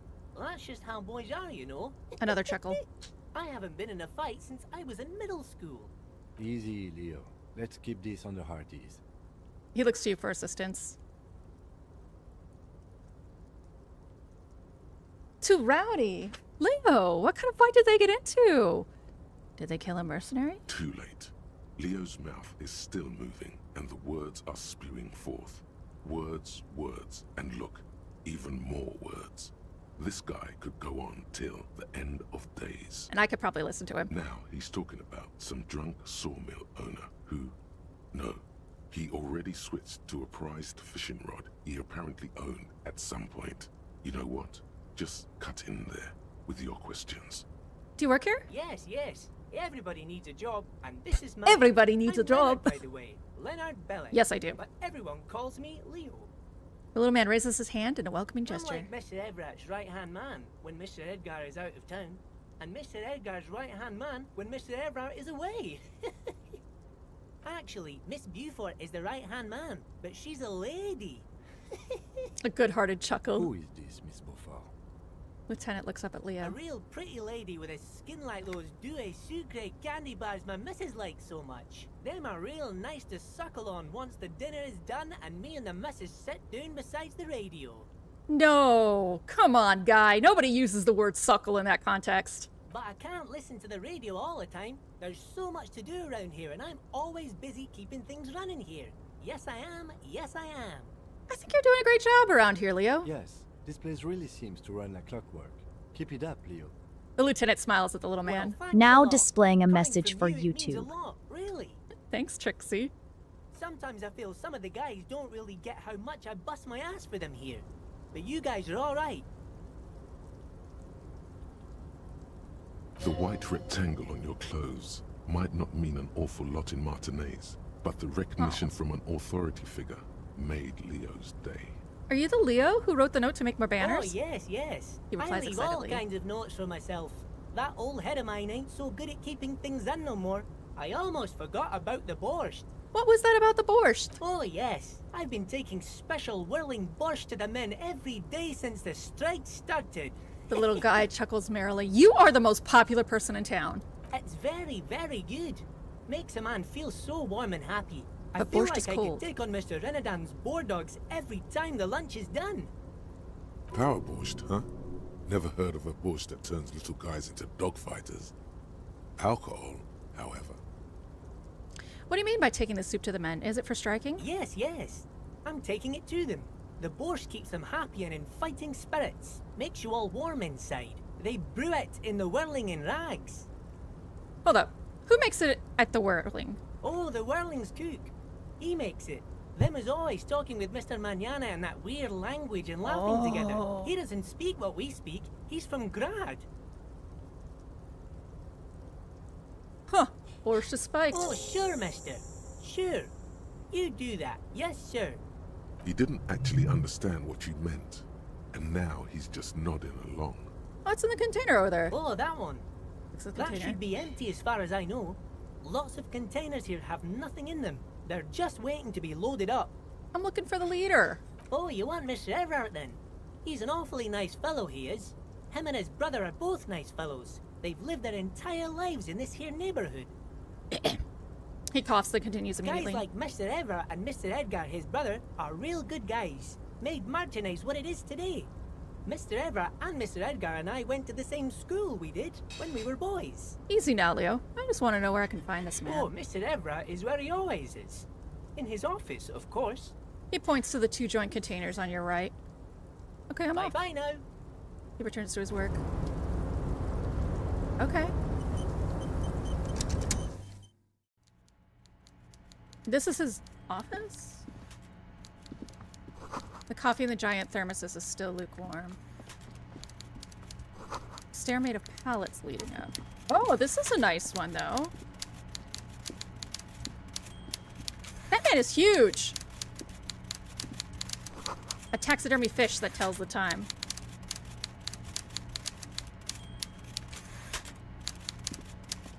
Before you is a walrus of a man seated behind a large desk. I He love looks his up face. from his work, not the least bit surprised to see you. With great effort, he straightens himself up in his chair, yet says nothing. Are you in He charge of the dock simply- workers? Welcome, Mr. Dubois, Mr. Kitsuragi. It's good of you two to stop by.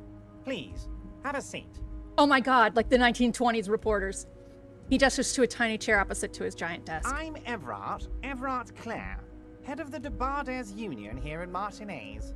The man relaxes into his chair and continues. That chair looks so comfortable. I'd offer you my hand, but unfortunately my health prevents me from getting up. You understand? He looks extremely comfortable. The tiny folding chair, on the other hand, looks like a torture device. You go ahead, detective. The lieutenant nods at you, then the chair. Whatever he has in store for you, it can't be good, he thinks. I'll do my best. Forget about that. What's with this Dubois stuff? You're getting some seriously bad vibes from that. My name is Dubois. Why are you calling me Mr. Dubois? Please, Mr. Dubois, let us converse in a civilized manner, as equals. Take a seat. I insist. It's nothing. Yes, that's probably right. It's nothing. Forget about it. Filter it out. He's trying to throw you off your game with this Dubois nonsense. Don't give him the pleasure. Take a seat. Excellent, Mr. Dubois. I can see that you're a reasonable man, and reasonable men can be of great use to one another. He gives you a sly wink. Remain serious. So tell me, wrong how click. can the head of the Debarders Union help a representative of the Revachol Citizens Militia today? The chair you're sitting on has got to be the most uncomfortable chair in the world. It's violating your backside. Oh, by the way, I heard you got a rather rude reception from a certain Lawrence Gart. Some people have no manners, it pains me to say. This should take care of that nonsense. He points to a giant novelty check on his desk. It's absolutely comically large, comically huge. It should be sufficient to cover your expenses for a few days and patch over your differences with a cafeteria manager. Go ahead, take it. He points at it again. Hey, that's 25 real. That's good money. Think of all the stuff you could. Take the comically large check, but Is don't there say anything. anything you'd like to say to me? Or... No. No, it's cool. Cool? I wouldn't go that far. I'm sure there are cooler things than delivering a comically oversized novelty check to a cafeteria manager. But, sure, if that's what's cool nowadays.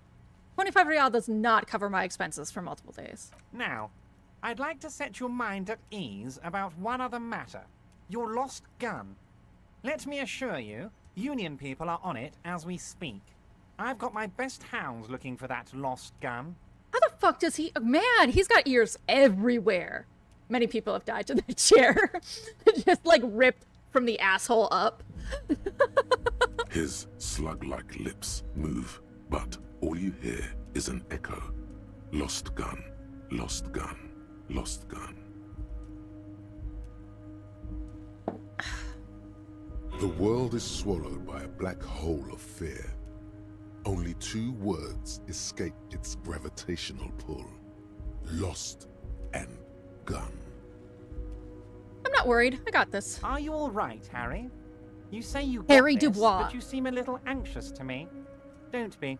Everything's going to be all right. It's not like you left it loaded. You didn't lose a loaded gun. Local children aren't out there playing with it right now, pointing it into their own mouths. It's in a safe place. I just know it. I have a feeling everything's going to be all right. You fucking have it. It was loaded. There were 2 bullets in it. You always keep at least 2 barrels loaded.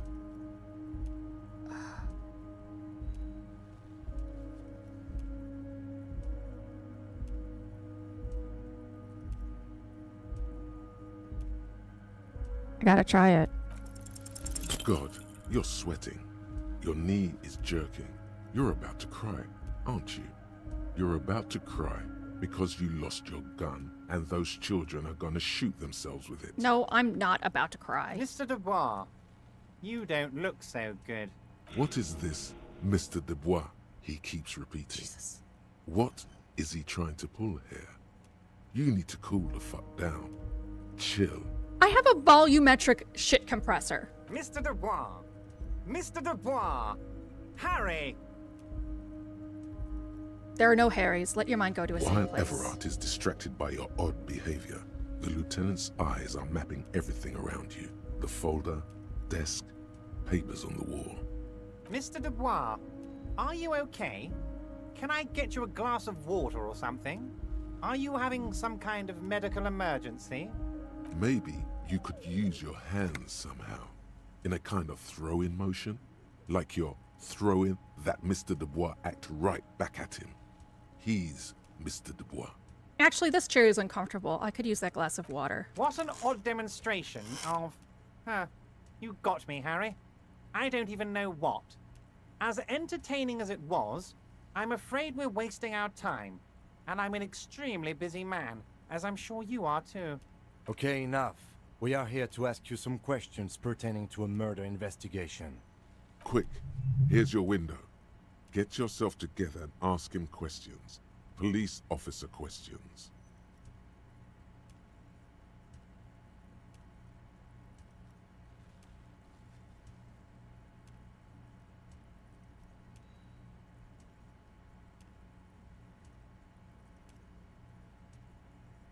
I met Joyce. Oh, that's very nice.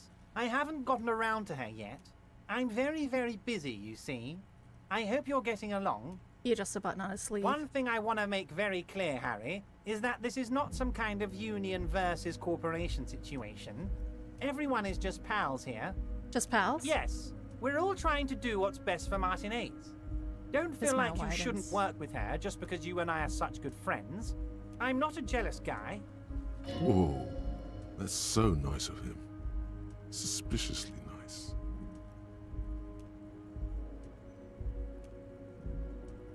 Why haven't you let her in to see you? If she actually wants to see me, she will find a way. Any good negotiator would. And I just don't have anything to discuss with a bad negotiator. What happened to the previous negotiator, Mr. Goldmont? What do you mean, Harry? Nothing. I let him go. The big man sounds annoyed.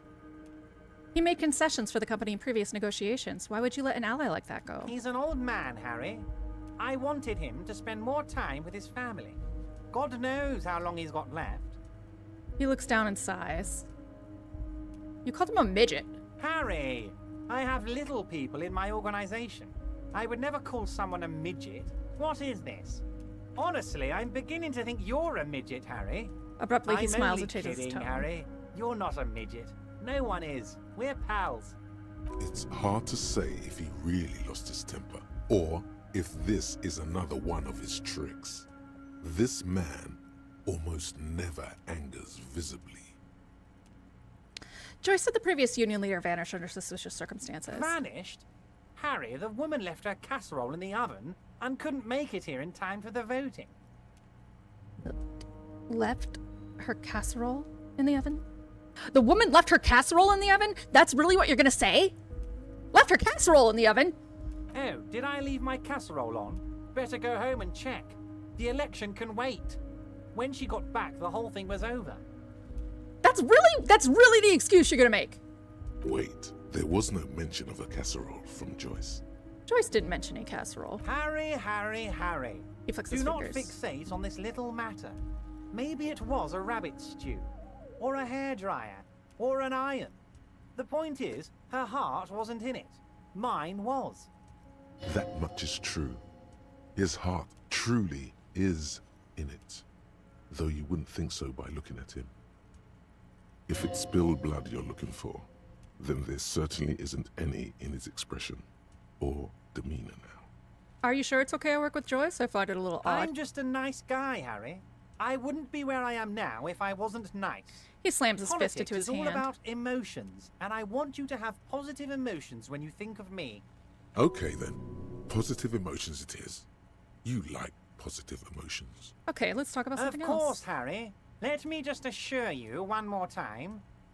It's perfectly okay to share anything we discuss here with this Joyce. This is a completely transparent organization. I have no interest in what she is doing, but I myself have nothing to hide. Your business is your business, and I respect your privacy. Just remember, none of this He makes an is all-encompassing secret. gesture. Tell her about all of it. My brother's picture, my singing swordfish clock. Tell her how overweight I am and how I'm helping you find your lost gun. Tell her about everything. Everett doesn't mind. This is weird. Not nice weird, but okay.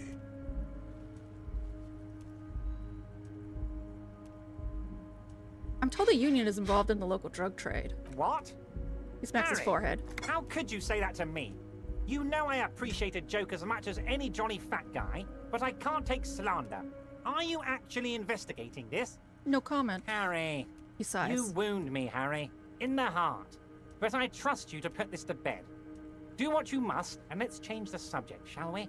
Thank you for your understanding. The lieutenant looks him in We the will eye. continue to do what we must. You too, Lieutenant. He chuckles suddenly. You know, I like you, but you never were my favorite. I'm a Harry guy. I'm Team Harry. None taken. The Did we lieutenant have quickly anything else to replies. do here, Harry?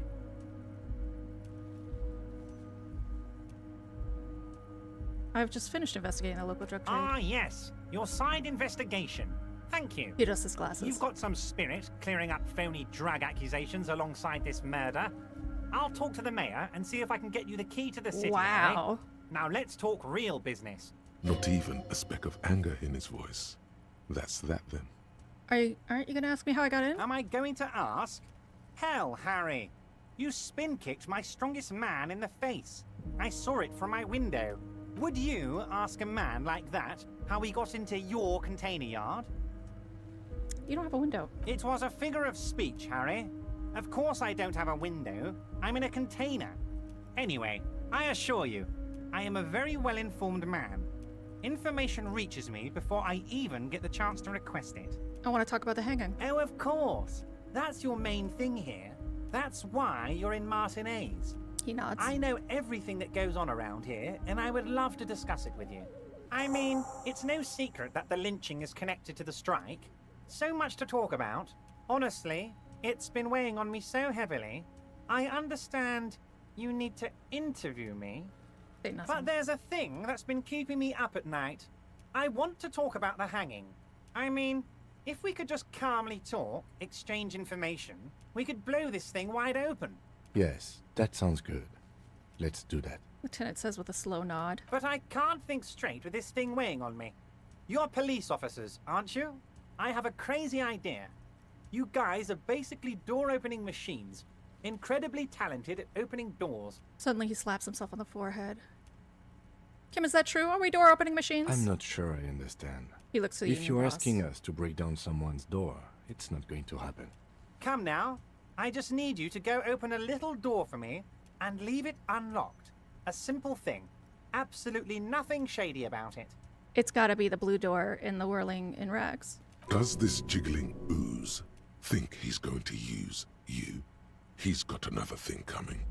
Play his game, son, with your eyes peeled. He's going to slip up, and when he does, you're going to come out on top. Why don't you just open it yourself? Harry, I'm a very busy man, and more importantly, I don't have that extraordinary physique you do. He slams his fist You together. look like you could run around all day. You want to send someone a message that the police are working for you. Yes. I repeat, I'm a very, very busy man, Mr. Kitsuragi, and therefore I must occasionally enlist outside help. So what will it be, Harry? He turns back to you. Whose door is it? Oh, no one's. It's just a weasel. A weasel lives there. Nothing for you to worry about. What do you mean by a weasel? A loud blabbering weasel. When weasels feel no one is watching, they start acting foolishly. He removes his glasses and rubs his nose. Just go there, unlock the door, and leave it open. It's been such a burden on me, Harry. I just want this to be over so I can discuss business with you. He puts his glasses back on. I bet you don't even know anything about the hanging. Harry, my dear friend, I am what people call a local bigwig. I know everything that goes on in Martinez.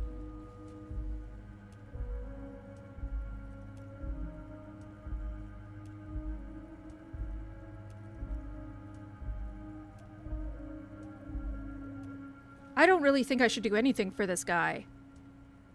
Well, I mean, I could say I'll do it and just not do it.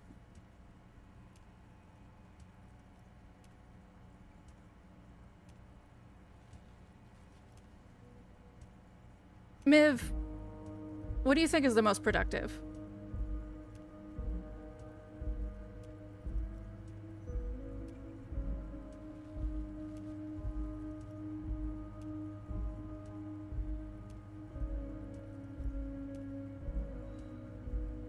Well, I guess...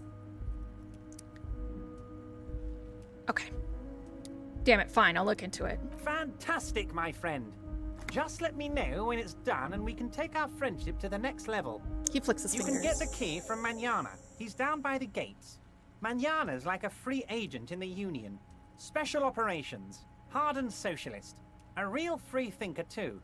He'll tell you precisely where the door is. He smiles. One last thing, Harry. Just open the door. You don't need to go in or anything. I just want that weasel to come home and see the unlocked door. Could you help me get a dead body down from a tree? You might have noticed there's one hanging on a tree behind the hostel cafeteria. Oh my. He smiles pleasantly. Don't take this question personally, but why would I get involved in this matter? Because you already Mr. are. Clare, the man was hanged with a cargo belt. A steel-reinforced cargo belt. It's safe to assume the Union had something to do with the murder. Besides, getting the body down would benefit all of us. It's a stain on the neighborhood. Also, I studied the footprints at the crime scene. Worker boots. I can certainly see how having him up there might start affecting some real estate values. He licks his fat lips and smiles. But of course, all joking aside, I am going to help you. He picks up the handset of a radio phone to his right, then clicks a button. Jean-Luc, the cop who bested you in physical combat is here, and he has a little dead body in a tree problem. Namely, he needs it to be taken down. Please extend him this courtesy. You can find Jean-Luc down at the gates, but you already knew that. Anyway, he's going to help you. I'm looking into your shady brew. I don't know what that means, Harry. Shady brew? There are so many moving parts in my operation, I can't keep track of them all. You know what? Don't even tell me.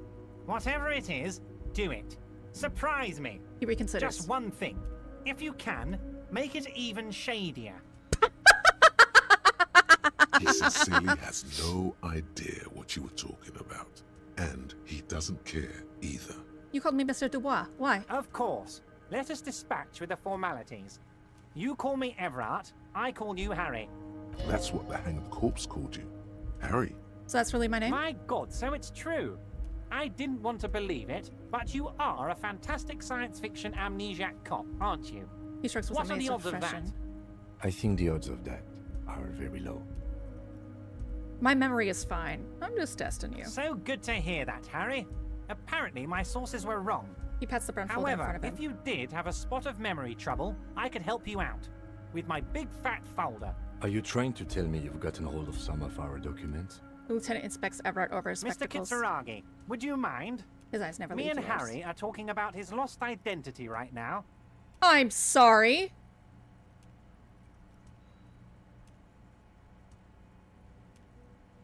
Let's talk of other matters. Of course, Harry, of course. Let's not linger on personal details and amnesia. You wanted something from me. I'm gonna leave, Wait. but we might talk later. You need this to get in and out through the gate. Great. Wouldn't want to get stuck in here. You're one of us now. A real red and white Union man. Take care, Harry. Oh, Jesus Christ. Well, we're gonna end on that.